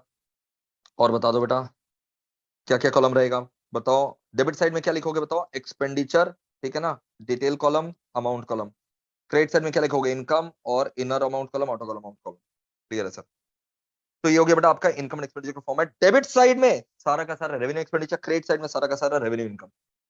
एक्रूअल बेसिस फॉलो होता है, जैसे पीएल में हम लोग एक्रूअल बेसिस फॉलो करते हैं, वैसे इनकम एंड एक्सपेंडिचर में भी वी फॉलो एक्रूअल बेसिस। मतलब expenses incurred will be recorded, expense जितना इनकर हुआ है ना उतना रिकॉर्ड करेंगे, weather paid or not paid, more paid less paid, भाड़ में गया, जितना एक्सपेंस इनकर हुआ है उतना रिकॉर्ड करेंगे। अगर हम आपको बोले महीना, एक महीना का सैलरी जो है 1,00,000 रुपीज है, 1 month salary of all my staff is 1,00,000, तो कंबाइंड सैलरी मेरे को बता दो कितना हो जाएगा, 12,00,000।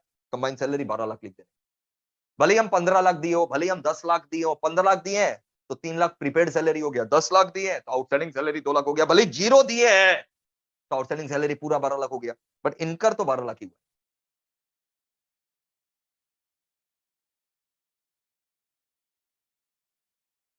इनकर तो 12 लाख ही हुआ। एक्रूअल बेसिस इसको बोलते हैं। Capital expenditure and capital income record नहीं होता। कैपिटल एक्सपेंडिचर जैसे लैंड, बिल्डिंग, प्लांट, मशीनरी, वो सब रिकॉर्ड नहीं होता। इन्वेस्टमेंट परचेज नहीं रिकॉर्ड होता। वैसे ही इनका जब सेल होगा, सेल ऑफ लैंड, बिल्डिंग, ये सब रिकॉर्ड नहीं। हाँ, डिप्रिसिएशन जरूर रिकॉर्ड होगा इनके ऊपर। इन्वेस्टमेंट के ऊपर इंटरेस्ट जो रिसीव हो रहा है वो रिकरिंग इनकम में रिकॉर्ड होगा। बेचते समय प्रॉफिट या लॉस हो रहा है वो भी रिकॉर्ड होगा। ये देखो पढ़ो, एग्जैक्टली पीएल है। एक्रूअल बेसिस फॉलो होता है, व्हिच मींस इनकम अर्नड जो हुआ है ना, income earned and expense incurred will be recorded. Income earned and expense incurred are recorded whether income is received or not, whether expense is paid or not. खाली revenue expenditure and revenue income record होगा, revenue expenditure and revenue income, ठीक है ना। Income and expenditure का बात कर रहे हैं, revenue expenditure, revenue income record होगा। कैपिटल एक्सपेंडिचर जो होता है ना, like purchase of land, building, अरे capital expenditure like purchase of land, building, furniture, plant, machinery, they are not recorded. इनका डिप्रिसिएशन जरूर रिकॉर्ड होता है, their depreciation is obviously recorded. Similarly sale of land, building, ये सब record नहीं होता भाई, सेल वगैरह भी रिकॉर्ड नहीं होता, लेकिन प्रॉफिट लॉस जरूर रिकॉर्ड होता है। अगर क्रेडिट साइड बेसी है, मतलब इनकम साइड बेसी है, तो सरप्लस है, प्रॉफिट लॉस मत बोलना, सरप्लस डेफिसिट। क्रेडिट साइड बेसी है तो सरप्लस है, कैपिटल फंड में ऐड हो जाएगा। डेबिट साइड खर्चा वाला साइड ज्यादा है तो डेफिसिट है, कैपिटल फंड बैलेंस शीट में लेस हो जाएगा। Receipt and payment is exactly like single column cash book बेटा, सिंगल कॉलम कैश बुक बेटा। Receipt and payment is exactly single column cash book, मतलब इनका अमाउंट कॉलम में cash bank transaction record होता है बेटा। रिसिट एंड पेमेंट में अब क्या बताएगा, रुपया आएगा रोकड़ा आएगा तो रिसिप्ट, रुपया जाएगा तो पेमेंट। और जिसको यही नहीं समझ में आता रुपया कब आता है कब जाता है, उसके जीवन से खाली रुपया जाएगा, ये तो बेसिक चीज है। गांव का देहात को भी समझ में आता है रुपया कब आएगा और कब जाएगा। सर फर्नीचर बेचे हैं, लैंड बिल्डिंग बेचे हैं तो रुपया आ रहा है तो रिकॉर्ड कर रिसिप्ट में।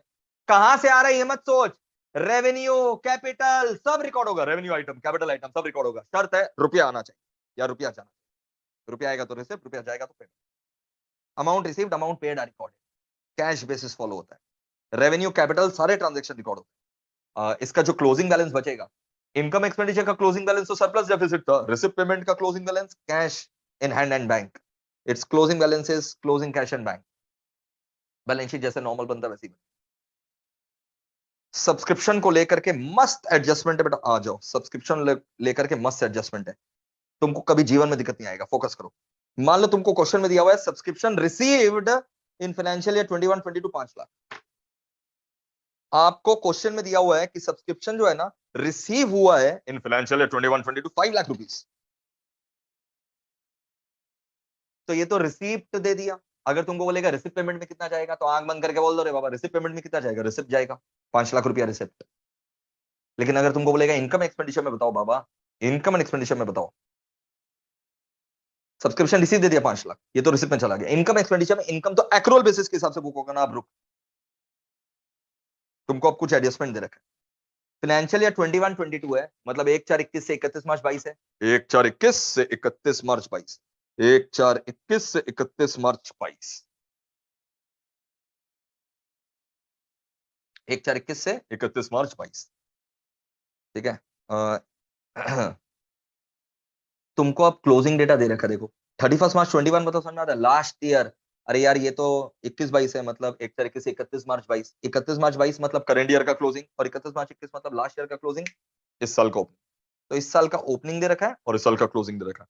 अबे लास्ट ईयर का क्लोजिंग यानी इस साल का ओपनिंग रे, तो इस साल का ओपनिंग और इस साल का क्लोजिंग दे रखा है। अब तुम अपने अपने दिल पर हाथ रख बताओ, कुछ याद नहीं करना, कंसेप्ट है पूरा।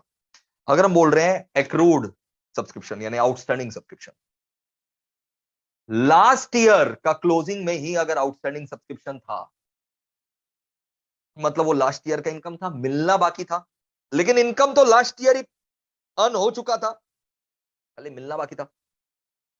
तो इस साल मिला जरूर होगा, जो सब्सक्रिप्शन रिसीव दिखाई दे रहा है ना आपको, टोटल रोकड़ा रुपया मिला 5 लाख जरूर है, बट यार लास्ट ईयर का जो आउटस्टैंडिंग था वो भी इसमें घुसा हुआ है ना। हाँ सर लास्ट ईयर आउटस्टैंडिंग था ना, तो मिला तो इसी साल होगा, रिसीव तो इसी साल हुआ होगा। कितना रिसीव हुआ सर लास्ट ईयर वाला, 10,000 रिसीव तो इसी साल हुआ होगा, लेकिन ये इस साल का है थोड़ी ना, अर्न थोड़ी ना हुआ है, तो हटा दो, ये इस साल का इनकम, इनकम लास्ट ईयर का है, रिसीव अभी हुआ, रिसीव इस साल हुआ, बट इनकम तो लास्ट ईयर का हटा। तो जो लास्ट ईयर में जो क्लोजिंग डेट पर आउटस्टैंडिंग था वो लास्ट ईयर का है, तो जो लास्ट ईयर का हटाओ, क्योंकि इनकम एंड एक्सपेंडिचर में खाली इस साल का एक्रूअल आता है, इस साल जो एक्रू हुआ, ये 10,000 इनकम आपका लास्ट ईयर एक्रू हो गया था, इसलिए इसको इस साल हटा देना। क्लोजिंग आउटस्टैंडिंग, हाँ क्लोजिंग आउटस्टैंडिंग 20,000 ऐड कर देंगे। ओपनिंग आउटस्टैंडिंग जो है ना वो लास्ट ईयर का है, हटाओ। क्लोजिंग आउटस्टैंडिंग सर इस साल एक्रू हुआ है, ऐड कर दो बेटा उसको। अच्छा, लास्ट ईयर का प्री रिसीव्ड, तुम लास्ट ईयर चिल्ला रहा था, लास्ट ईयर खड़े रह करके चिल्ला रहा था ये तो प्री रिसीव्ड है, प्री रिसीव्ड। लास्ट ईयर अगर तुम चिल्ला रहा था अरे पहले मिल गया, आने वाला साल का इनकम है ये तो पहले ही मिल गया, प्री रिसीव्ड हो गया, प्री रिसीव्ड पहले मिल गया, ये तो आने वाला साल का इनकम है। लास्ट ईयर चिल्ला रहा था ना ये आने वाला साल का इनकम है, मतलब ये इस साल का इनकम है। तुम लास्ट ईयर चिल्ला रहा था कि ये नेक्स्ट ईयर का इनकम है, तो नेक्स्ट ईयर आ गया, मतलब ये इस साल का इनकम है। तो लास्ट ईयर जो प्री रिसीव हो गया था वो है तो इनकम इस साल का, तो ऐड कर दो, ऐड कर दो। ओपनिंग प्री रिसीव्ड है लास्ट ईयर का, है ओपनिंग प्री रिसीव्ड, मिल गया था लास्ट ईयर, बट है किस साल का, opening pre received. Last year तुम चिल्ला रहा था ये तो प्री रिसीव्ड है, तो इस साल का ना, तो ऐड कर। और अगर क्लोजिंग प्री रिसीव का बात करें, इस साल के क्लोजिंग में हम चिल्ला रहे हैं बेटा, इस साल के क्लोजिंग में हम चिल्ला रहे हैं, तो प्री रिसीव्ड है, मतलब ये तो आने वाला साल का है, इस साल का नहीं, हटा दे, क्लोजिंग प्री रिसीव को लेस, क्लोजिंग प्री रिसीव को लेस। वापस से सुन लो, opening outstanding sir last year का है sir, opening outstanding last year ही हो गया तो हटा दे, लेस कर दे। क्लोजिंग आउटस्टैंडिंग इस साल का है तो ऐड कर दो। ओपनिंग प्री रिसीव्ड इस साल का है, लास्ट ईयर मिल जरूर गया था बट है तो इस साल का, ऐड कर दो। क्लोजिंग प्री रिसीव्ड इस साल का इनकम नहीं है, closing pre receive next year का, लेस कर दो। मक्खन सर ओपनिंग प्री रिसीव कितना था 30,000 ऐड कर दो, क्लोजिंग प्री रिसीव कितना था 5,000 लेस कर दो। सॉल्व करके तुम्हारा आंसर आ जाएगा 5,35,000। ये तुम्हारा सब्सक्रिप्शन इनकम एंड एक्सपेंडिचर बनाते हो ना, बाई सब्सक्रिप्शन में चला जाएगा, इनकम एक्सपेंडिचर में बाई सब्सक्रिप्शन 5,35,000। और ये सब एसेट लाइबिलिटी में आ जाएगा, हाँ सर उतना तो पता ही है। जो आउटस्टैंडिंग है, आउटस्टैंडिंग सब्सक्रिप्शन तेरा एसेट है, closing outstanding, closing balance sheet cassette में आ जाएगा, opening outstanding opening balance sheet cassette में, क्लोजिंग प्री रिसीव क्लोजिंग का लाइबिलिटी में, ओपनिंग प्री रिसीव ओपनिंग का लाइबिलिटी। इसको तुम दूसरे तरीके से भी कर सकते हो, और तुमको दूसरा तरीके से करना कंपलसरी है अगर सब्सक्रिप्शन अकाउंट बनाने बोला।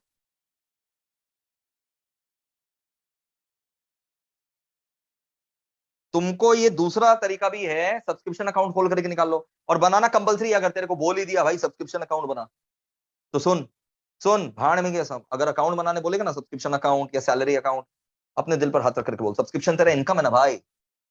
तो अगर आउटस्टैंडिंग इनकम है, अरे वाह इनकम मिलना बाकी है, इनकम मिलना बाकी है, तो हमारा तो एसेट है, ये एसेट का डेबिट बैलेंस होता है। तो जो opening outstanding subscription is an asset, income मिलना बाकी है तो एसेट है। तो ओपनिंग एसेट का ओपनिंग डेबिट बैलेंस लिख देना, ये देख debit balance, subscription account debit credit ledger account बनाया। ये जो ओपनिंग बैलेंस है डेबिट साइड वाला, ये ओपनिंग आउटस्टैंडिंग है, एसेट है ना। अच्छा ओपनिंग डेट पर जो प्री रिसीव्ड है, प्री रिसीव तो लायबिलिटी है, लायबिलिटी का क्रेडिट बैलेंस आ जाएगा, opening pre received liability side में आ जाएगा। अच्छा ओपनिंग बैलेंस जहां आता है, क्लोजिंग उसका ऑपोजिट साइड में आता है। अरे मेरे गांजा लोग, ओपनिंग का ऑपोजिट साइड में क्लोजिंग बैलेंस आता है, हाँ सर। तो ओपनिंग आउटस्टैंडिंग अगर तुम डेबिट में लिखा है तो इसका क्लोजिंग आउटस्टैंडिंग उल्टा साइड में लिख दे, ये रहा क्लोजिंग आउटस्टैंडिंग देख। ओपनिंग प्री रिसीव्ड अगर तुम क्रेडिट में लिखा तो क्लोजिंग प्री रिसीव्ड इसका उल्टा साइड में लिख दिया। अब जो रोकड़ा मिला है, रुपया मिलने का एंट्री बताओ, सब्सक्रिप्शन रुपया मिलने का एंट्री बताओ, कैश या bank account debit to subscription, cash and bank account debit to subscription, मतलब सब्सक्रिप्शन में क्या लिखेगा, बाई कैश बैंक। ये देख बाई कैश बैंक सब्सक्रिप्शन, जो बचेगा वो तुम्हारा एक्रू है, कहां ट्रांसफर हो जाएगा, इनकम एंड एक्सपेंडिचर में ट्रांसफर हो जाएगा, बैलेंसिंग फिगर। ऐसे भी सब्सक्रिप्शन क्या नॉमिनल अकाउंट है, कहां ट्रांसफर होगा, पीएल, यहाँ का पीएल कौन है, एनपीओ का पीएल कौन है, इनकम एंड एक्सपेंडिचर ट्रांसफर कर दो, बैलेंसिंग फिगर।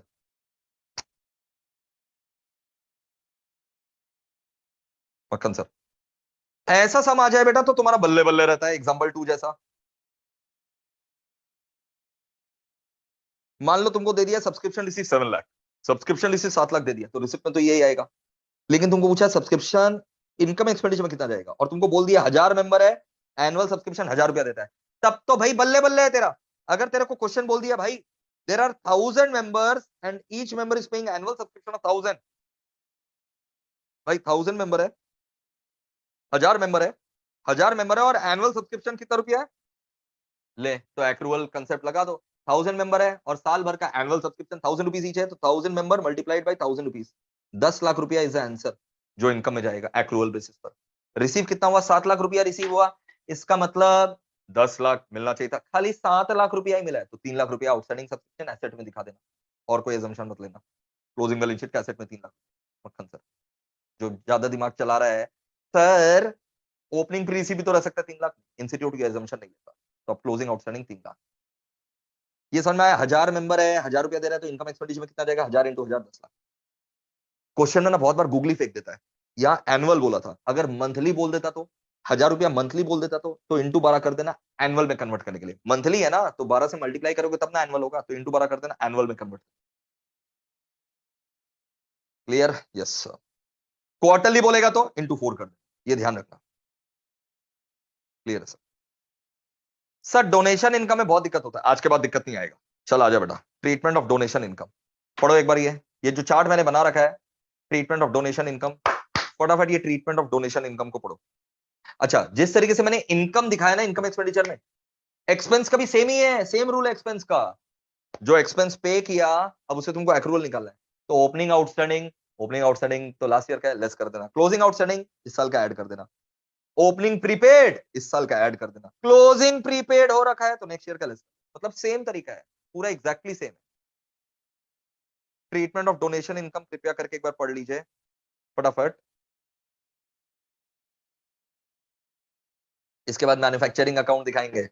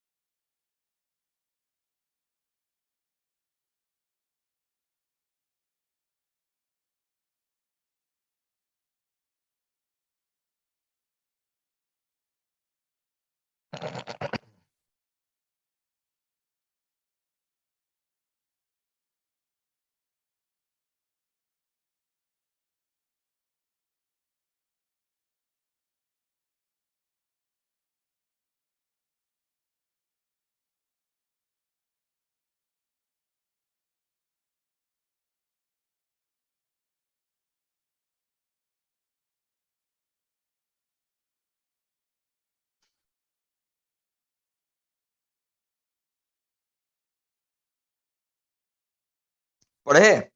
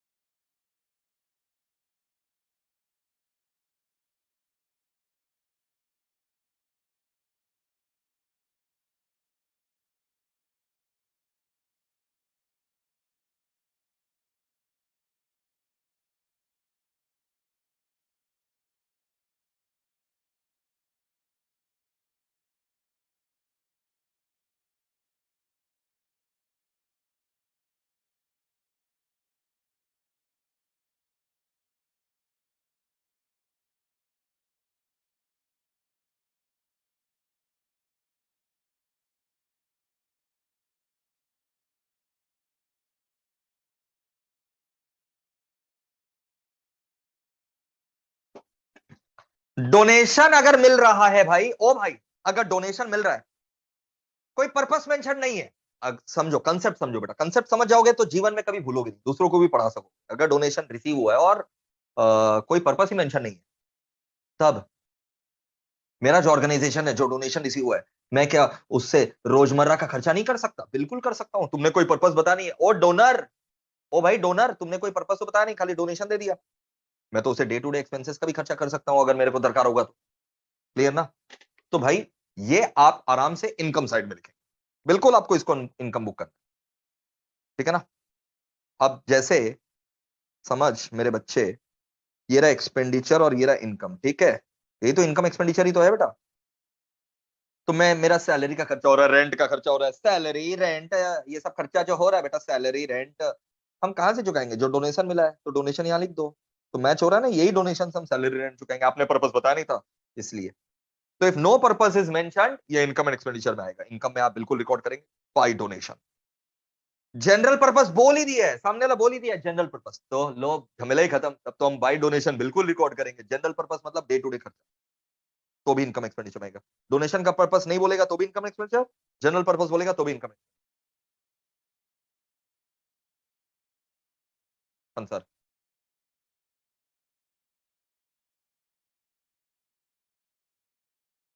लेकिन अगर बोल दिया, अच्छा डोनेशन का अमाउंट वगैरह देखना मत चालू करिए, सब बकवास पागलपंती मत करना। अमाउंट बड़ा है तो बैलेंस शीट में ले जाएंगे, है? कल को सैलरी अगर हम लोग, गूगल जो है बेटा, गूगल सुंदर पिचाई को जो सैलरी देता है वो 100 करोड़ देता है, तो बोले गूगल भी बोलेगा 100 करोड़ अमाउंट बड़ा है, एसेट में लिखते हैं। अरे नहीं बाबा, खर्चे तो नेचर ऑफ एक्सपेंस करेंगे तो पीएल में ही आएगा ना। क्लियर है सर? अच्छा, कोई पर्पस नहीं बोला या जनरल पर्पस बोल दिया तो इनकम एक्सपेंडिचर। लेकिन अगर बोल दिया donation is for building fund, donation बोल दिया बिल्डिंग बनाने के लिए दे रहे हैं तेरे को, कोई कैपिटल एसेट बनाने के लिए दे रहे हैं, बिल्डिंग फंड और एनी अदर एसेट फंड, तो बताओ तो अगर मेरे को बिल्डिंग बनाने के लिए दिया है तो क्या बिल्डिंग एक्सपेंडिचर में आता है क्या? बिल्डिंग एक्सपेंडिचर में आता है नहीं ना, तो ये इनकम में नहीं। कहाँ आता है बिल्डिंग? सर बैलेंस शीट में आता है, एसेट। तो वहीं पर फिर डोनेशन भी आएगा लायबिलिटी में। Matching concept, match, show in the liability side of the balance sheet. Obligation है ना मेरे ऊपर कि यार ये रुपया से मेरे को बिल्डिंग बनाना है भाई, बिल्डिंग। तो बैलेंस शीट में जब बिल्डिंग बना रहे हैं, अच्छा donation for building fund, liability में आएगा, डोनेशन फॉर बिल्डिंग फंड, क्योंकि इसी से हम लोग क्या बनाएंगे, बिल्डिंग एक ना एक दिन। मक्खन है सर।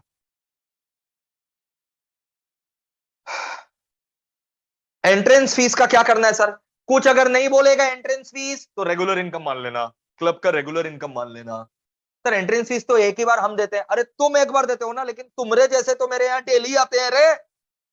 तुम मेरे को एंट्रेंस फीस एक बार दोगे, बट तुमरे जैसे मेरे यहाँ पर डेली मेंबर लोग आते हैं क्लब में, कोई ना कोई नया ज्वाइनिंग करता ही रहता है।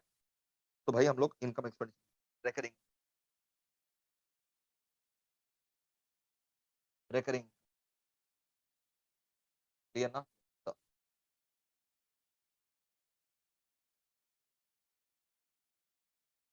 मक्खन सर, तो एंट्रेंस फीस हम लोग के लिए क्या रहता है बेटा, रेगुलर इनकम रहता है। एंट्रेंस फीस हम लोग के लिए रेगुलर इनकम का है, इनकम एक्सपेंडिचर में आएगा। लेकिन अगर क्वेश्चन में लिख दिया कि हमारा रेगुलर इनकम नहीं है, क्यों सर? क्योंकि हो सकता है क्लब में ना हम लोग नए मेंबर्स को एडमिशन देते ही नहीं, कोई प्राइम मिनिस्टर प्रेसिडेंट सिफारिश करता है तो ही हम लोग उस मेंबर को एडमिशन देते हैं। मतलब हम लोग के क्लब में मेंबरशिप फुल हो चुका है, 2 4 5 साल में एक मेंबर को एडमिट करते हैं तो करते हैं, तब तो हमारा रेगुलर इनकम नहीं है। तब ये आपको कैपिटलाइज करना रहेगा, कैपिटल फंड में ऐड कर देंगे, तो तभी आप इनकम एक्सपेंडिचर में दिखाओगे। Normally entrance fees income expenditure में दिखाओगे, लेकिन अगर क्वेश्चन मना कर दिया कि ये आपका रेगुलर इनकम नहीं है, या फिर क्वेश्चन बोल दिया इसको कैपिटलाइज कर, तो कैपिटलाइज कर देना, मतलब कैपिटल फंड में लायबिलिटी साइड में जो कैपिटल फंड होता है उसमें ऐड कर देना एंट्रेंस को। समझ में आ गया सर मक्खन? अब आ जाओ बेटा final accounts of manufacturing entities में आ जाओ। इसमें बहुत सारे बच्चों को दिक्कत होता है, आज के बाद कभी दिक्कत नहीं आएगा, ध्यान से सुनो। लाइफ मेंबरशिप अगर मिल गया तो बेटा क्वेश्चन में लिखा हुआ रहेगा कि वो 10 साल का है क्या। अगर क्वेश्चन में बोला है 10 साल, तो तुम मान ले तेरे को 10 लाख रुपया मिला और 10 साल के लिए मिला, तो तुम अभी क्या करेगा बेटा, 10 लाख 10 साल के लिए, तो 1 लाख रुपया खाली इनकम में बुक करेगा, 9 लाख रुपया तुम लाइबिलिटी में दिखा देगा प्री रिसीव्ड बोल कर। ठीक है, 1 लाख रुपया इनकम बुक करना, 9 लाख रुपया प्री रिसीव्ड दिखा देगा। रजनी बोल रही है सर सीरियसली मैंने सोचा था कि ये सब छोड़ करके जाऊंगी, बट अब इतना कॉन्फिडेंस आ गया है कि सब भी कर पा रही हूँ। Sure shot, thanks a lot, thank you guys यार। अच्छा आ जाओ final accounts of manufacturing entity. बेटा इससे अगर सम्स आ गया ना, तो आधा जनता साफ हो जाता है, क्योंकि मोर देन 50% सीए स्टूडेंट लोग छोड़ करके जाते हैं। पता नहीं क्यों, शायद ज्यादा सिंपल है इसीलिए, या फिर रेगुलर बैच में बहुत सारे महारथी लोग करवाते नहीं है इसलिए, पता नहीं। मैंने तो अपने रेगुलर बैच में पूरा एक क्लास देकर के पढ़ाया मैन्युफैक्चरिंग अकाउंट। अभी मैं रिवीजन कराता रहा हूँ 10 मिनट के अंदर। मैन्युफैक्चरिंग एंटिटी लोग भी ट्रेडिंग पीएल बैलेंस शीट तो बनाता ही है, तो फिर इन लोग ना गुड्स खरीद करके सीधा बेचता नहीं है। इन लोग रॉ मटेरियल खरीद करके फिनिश गुड बनाता है, रॉ मटेरियल खरीद करके फिनिश गुड बनाता है फिर बेचता है। रॉ मटेरियल खरीद करके उसको फिनिश गुड में कन्वर्ट करता है, बनाता है, पैदा करता है, फिर बेचता है। यानी इन लोग को एक एक्स्ट्रा अकाउंट बनाना पड़ेगा, manufacturing account, to know the cost of production, to ascertain the cost of production.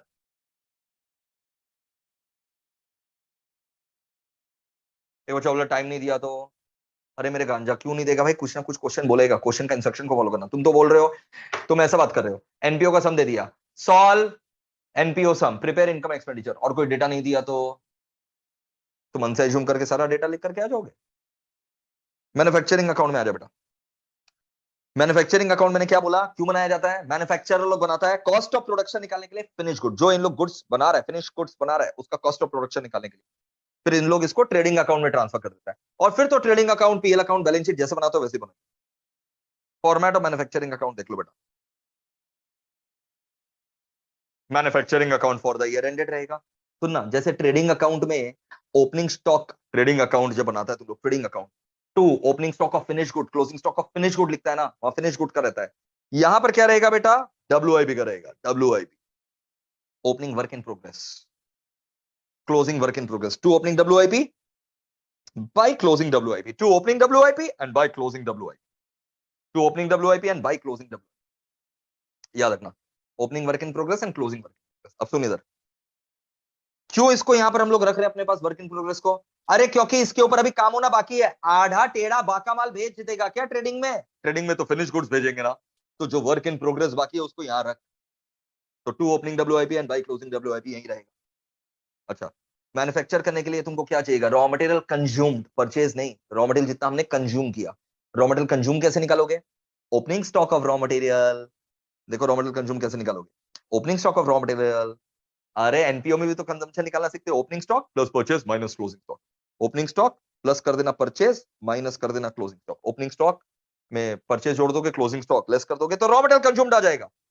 फिर जो डायरेक्ट लेबर का खर्चा बेटा वो आ जाएगा, डायरेक्ट वेजेस बोल करके, डायरेक्ट एक्सपेंस बोल करके,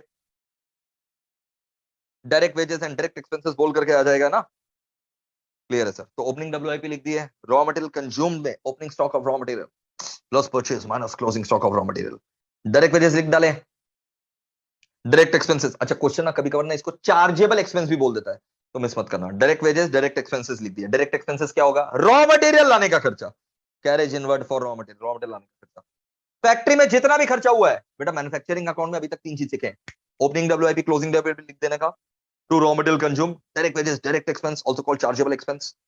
फैक्ट्री में जितना भी खर्चा होता है उसको फैक्ट्री ओवरहेड बोलते हैं। अब यहां पर फैक्ट्री के सारे खर्चे आ जाएंगे, चाहे वो फैक्ट्री मैनेजर का सैलरी हो, फैक्ट्री मैनेजर का सैलरी, फैक्ट्री में गैस वाटर हीटिंग का खर्चा, gas water heating, factory lighting का खर्चा, सब यहाँ आ जाएगा। फैक्ट्री का सारा खर्चा मैन्युफैक्चरिंग के डेबिट में। Depreciation on plant machinery, plant machinery क्या ऑफिस में रखते हो क्या? नहीं ना, फैक्ट्री में रहता है ना, तो फैक्ट्री का खर्चा। Depreciation on plant machinery factory building सब यहीं पर आएगा मैन्युफैक्चरिंग में। डेप्रिसिएशन ऑन फर्नीचर, फर्नीचर कहाँ रहता है? ऑफिस में। इक्विपमेंट्स, ऑफिस इक्विपमेंट्स ऑफिस में, तो वो सब पीएल में आएगा। Depreciation on office equipment furniture PL में आएगा, लेकिन डेप्रिसिएशन ऑन फैक्ट्री से रिलेटेड एसेट्स मैन्युफैक्चरिंग में आएंगे। ठीक है ना? तो फैक्ट्री ओवरहेड सारा लिख देना, factory indirect expense, repair maintenance, depreciation of factory asset, indirect labour सब यहाँ। अच्छा बहुत बार क्या होता है ना, बाई प्रोडक्ट बन जाता है। बाई प्रोडक्ट मतलब समझ में आ रहा है? जो फिनिश गुड्स नहीं बनेगा, ठीक है, फिनिश गुड्स में हम लोग उसको कन्वर्ट नहीं करेंगे, इसको अभी हम लोग स्क्रैप के रूप में बेच देंगे।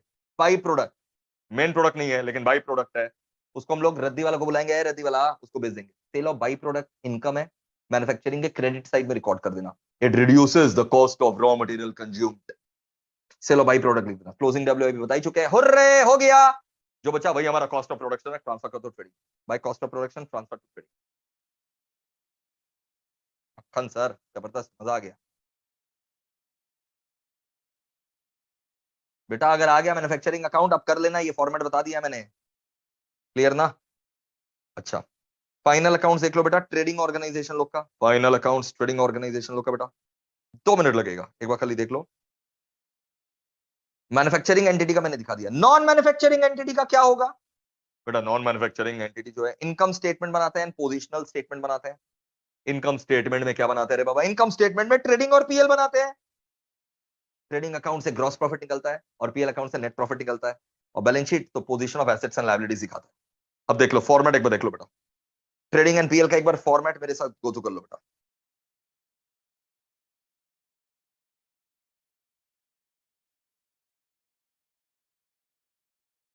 चलो आ जाओ, ट्रेडिंग एंड पीएल का फॉर्मेट देखो फटाफट guys, come on pop up yourself. Trading and PL account for the year ended बेटा 31 मार्च 2022। चालू कर रहे हैं बेटा ट्रेडिंग एंड पीएल का फॉर्मेट। बेटा यहां पर opening stock and closing stock का फिनिश गुड आता है। Yes sir, opening stock and ये रहा बाय क्लोजिंग स्टॉक। परचेज या फिर इंपोर्ट, अरे इंपोर्ट भी तो परचेज ही हुआ रे। अरे मशीनरी का इंपोर्ट यहां मत लिख देना, मशीनरी का इंपोर्ट तो बैलेंस शीट में मशीनरी से ऐड हो जाएगा। यहाँ तो गुड्स का परचेज या गुड्स का इंपोर्ट का बात कर रहे हैं, उसमें परचेज रिटर्न यानी रिटर्न आउटवर्ड लेस कर देना, नेट परचेज आउटर कॉलम में आ जाएगा। जितना भी डायरेक्ट खर्चा होता है वो ट्रेडिंग अकाउंट में आता है। डायरेक्ट खर्चा मतलब समझ में आता है ना? यस सर, गुड्स को लाने का खर्चा यानी freight, loading unloading, wages. Sir wages तो आप बोले थे मैन्युफैक्चरिंग में आएगा, वो तो मैन्युफैक्चरिंग एंटिटी के लिए। ट्रेडिंग ऑर्गेनाइजेशन में तो मैन्युफैक्चरिंग अकाउंट बनेगा नहीं, सब कुछ ट्रेडिंग में ही आएगा। इंपोर्ट ड्यूटी ये सब यहां पर आ जाएगा। एक्सपोर्ट ड्यूटी याद रखना कहां पर आएगा? सर इंपोर्ट ड्यूटी डेबिट में आ रहा है बेटा, इंपोर्ट ड्यूटी डेबिट में आ रहा है। एक्सपोर्ट ड्यूटी बच्चे बोलेंगे क्रेडिट में आएगा, गांजा ले रखे हो। एक्सपोर्ट ड्यूटी क्रेडिट में नहीं आता, वो भी खर्चा है। एक्सपोर्ट ड्यूटी पीएल में आता है क्योंकि वो सेलिंग एक्सपेंस है। इंपोर्ट ड्यूटी परचेस कर रहे हैं इसलिए हो रहा है, तो डायरेक्ट खर्चा इसलिए ट्रेडिंग में आएगा। इंपोर्ट ड्यूटी ट्रेडिंग में आएगा। एक्सपोर्ट करना मतलब सेल करना और उसके ऊपर ड्यूटी पे करना, वो भी तो खर्चा ही है। एक्सपोर्ट तेरा सेल है रे, वो तो तुम्हारा यहां पर आ जाएगा। एक्सपोर्ट यानी सेल, ट्रेडिंग का क्रेडिट में आ गया। लेकिन उसके ऊपर जो एक्सपोर्ट ड्यूटी अगर क्वेश्चन में दिया हुआ है वो हमारा सेलिंग एक्सपेंस है, वो पीएल में आएगा एक्सपोर्ट ड्यूटी। मक्खन सर क्लियर है सर? अच्छा जो गुड्स नहीं बिका, जो गुड्स नहीं बिका, मैचिंग कंसेप्ट उसको क्या बोलता है? हटाओ ट्रेडिंग का क्रेडिट साइड में लिखकर। मान लो अगर सुनना, तुम्हारा ये ओपनिंग स्टॉक परचेज मिला करके 100 यूनिट है, ओपनिंग स्टॉक परचेज मिला करके 100 यूनिट्स है। अगर ओपनिंग स्टॉक और परचेज मिला करके 100 यूनिट्स है, ओपनिंग स्टॉक परचेज मिला करके 100 यूनिट्स है, लेकिन मान लो सेल खाली 60 यूनिट्स हुआ है, ओहो सेल खाली 60 यूनिट हुआ, खर्चा तो 100 यूनिट का है, सेल 60 यूनिट का हुआ, एक्स्ट्रा खर्चा कितना यूनिट का है? 40। मैचिंग कंसेप्ट क्या बोलता है? 60 का सेल है तो 60 का ही खर्चा रिकॉर्ड कर, 40 का जो एक्स्ट्रा खर्चा है रिवर्स कर, 40 का एक्स्ट्रा खर्चा को रिवर्स कर, क्रेडिट कर। अब 40 का खर्चा को हम लोग रिवर्स करेंगे क्या बोल करके? 40 यूनिट नहीं बिका ना, क्यों नहीं बिका? हो सकता है स्टॉक का ड्रॉइंग्स हुआ हो तो बाई ड्रॉइंग्स, जल गया हो स्टॉक तो by abnormal loss, stock distributed as free sample by advertisement, जो बच गया बाई क्लोजिंग स्टॉक, थोड़ा सा कंसाइनमेंट में भेजा तो by goods and on consignment, थोड़ा माल तेरा कस्टमर के पास है by stock on approve line with customer. ये सब मैचिंग कंसेप्ट के कारण ही ट्रेडिंग का क्रेडिट में आता है। द कॉमन थिंग इज नहीं बिका तो हटाओ, ड्रॉइंग्स ऑफ स्टॉक नहीं बिका इसलिए क्रिएट कर रहे हैं, ठीक है ना? एबनॉर्मल लॉस नहीं बिका स्टॉक इसलिए क्रिएट कर रहे हैं, closing stock, advertisement of goods, goods sent on consignment, consignee के पास पड़ा हुआ है, stock on approve line with customer, consignee के पास पड़ा हुआ, सब हटा दो। कारण समझ में आ गया सर? जबरदस्त। आज तक जो बच्चे रेगुलर बैच के हो तो रिवीजन कर रहे हैं, जो बच्चे पहली बार देख रहे हैं यही कंसेप्ट है। चलो मैं तुमसे एक चीज पूछना चाहता हूँ, ड्रॉइंग्स जब कैपिटल से लेस करते हो, कैपिटल से जब आप ड्रॉइंग्स लेस करते हो बेटा, कैपिटल से जब आप ड्रॉइंग्स, बैलेंस शीट में कैपिटल से ड्रॉइंग्स लेस करते हो, कौन सा वाला लेस करते हो, गुड्स का कि कैश का? Option number A sir goods वाला ड्रॉइंग्स लेस करते हैं capital, option number B sir cash वाला करते हैं, और एक महारती वाला बच्चा जो है वो बोलेगा सर बोथ लेस करते हैं। बताओ भाई, मैंने पोल क्रिएट कर दिया एबीसी का, कैपिटल से जो ड्रॉइंग्स लेस होता है वो गुड्स वाला ड्रॉइंग्स लेस होता है, स्टॉक का ड्रॉइंग लेस होता है, कि ऑप्शन नंबर बी कैश वाला ड्रॉइंग, कि ऑप्शन नंबर सी दोनों ड्रॉइंग, दोनों ड्रॉइंग कैपिटल से लेस होता है? बताओ भाई, बताइए, बताइए दोस्तों बताइए।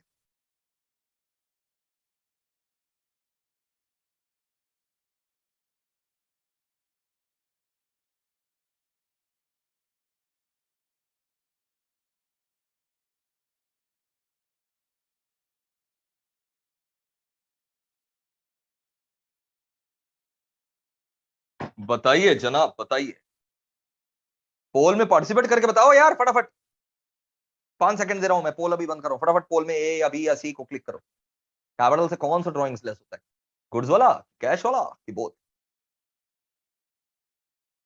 पोल खत्म। जो महारथी वाले बच्चे मैंने बोला था ना, वो महारथी इसलिए मैंने महारथी बोला था, I was not being sarcastic, वो महारथी है वो सही है। अरे अपने कंसेप्ट के ऊपर डाउट क्यों करते हो दोस्तों मेरे गांजा लोग? कैपिटल से सारे ड्राइंग्स लेस होते हैं, ये जो कैपिटल है ना, ये ड्राइंग्स जो लेस हो रहे हैं ना बेटा, ये सारा ड्राइंग्स लेस हो, चाहे वो कैश वाला ड्राइंग्स हो चाहे वो स्टॉक वाला ड्राइंग्स। ट्रेडिंग के क्रेडिट में कौन सा आता है? ड्राइंग्स स्टॉक वाला आता है। और यहां से कौन सा ड्राइंग्स लेस होता है बेटा? यहां से बेटा कैश और स्टॉक दोनों वाला ड्राइंग्स लेस। मक्खन, अद्भुत, जबरदस्त।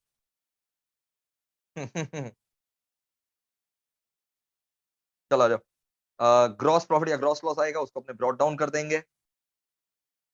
फिर तो बेटा पीएल का डेबिट में,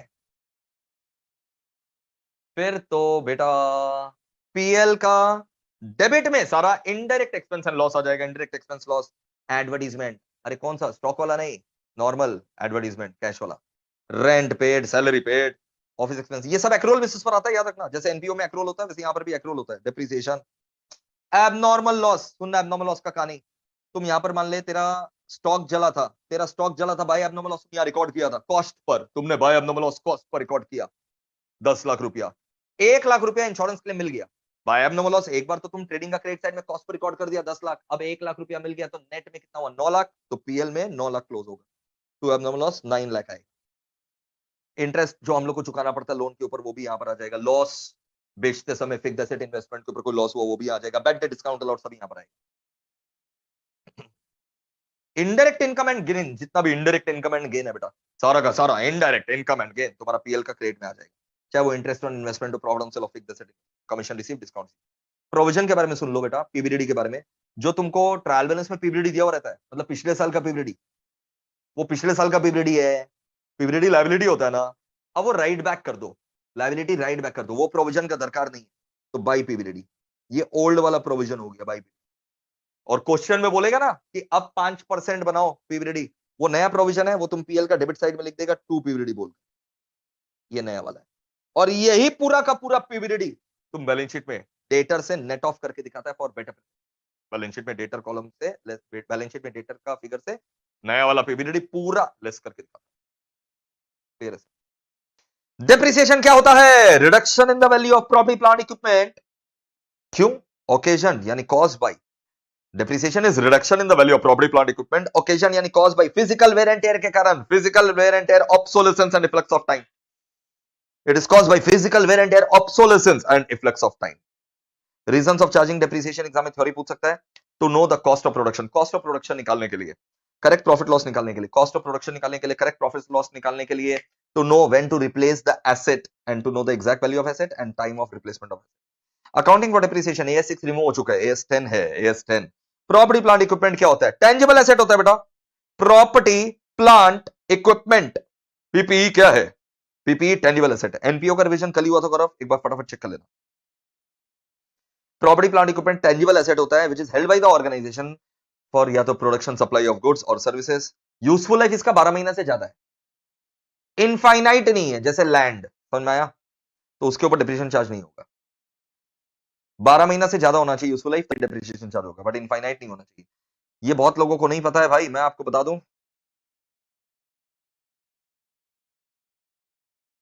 कि डिप्रिसिएशन जो है ना, it is not charge on biological asset. Depreciation is not charged on biological assets except bearer plant, except bearer plant. Depreciation आप biological asset को चार्ज नहीं करते। बायोलॉजिकल एसेट मतलब लायन, टाइगर, ये सब बायोलॉजिकल एसेट्स होता है, आप इसको डेप्रिसिएशन चार्ज नहीं करते except bearer plant. Lion, tiger, cow, depreciation not charge, ठीक है। बेरर प्लांट का अगर हम लोग बात करें, जैसे मैंगो ऑर्चर्ड, आम का बगान, इसके ऊपर डेप्रिसिएशन चार्ज होता है। डेप्रिसिएशन का एंट्री क्या होता है बेटा? डेप्रिसिएशन आपके लिए खर्चा डेबिट कर देना to property plant equipment, depreciation account debit to property plant equipment. Depreciation being a nominal account, PL में क्लोज हो जाएगा, पीएल टू डेप्रिसिएशन। आपका ओरिजिनल कॉस्ट क्या कैसे निकालते हैं पीपीई का? Original cost of property plant equipment निकालेंगे आप, परचेज कॉस्ट लेंगे, इंस्टॉलेशन कॉस्ट लेंगे, डीकमिशनिंग कॉस्ट। बहुत सारे बच्चे रेगुलर बैच में डीकमिशनिंग कॉस्ट पढ़े ही नहीं है, अगर एग्जाम में आ गया तो तोते उड़ जाएंगे। सुन लो, अभी सुन लो। Original cost of PP, purchase cost, installation cost, decommissioning cost. Purchase cost तो समझ में आता है, ठीक है ना? परचेज प्राइस ले लेना excluding trade discount. Purchase price of, मान लो मशीनरी खरीदा, मशीन का परचेज प्राइस ले लेना एक्सक्लूडिंग द ट्रेड डिस्काउंट।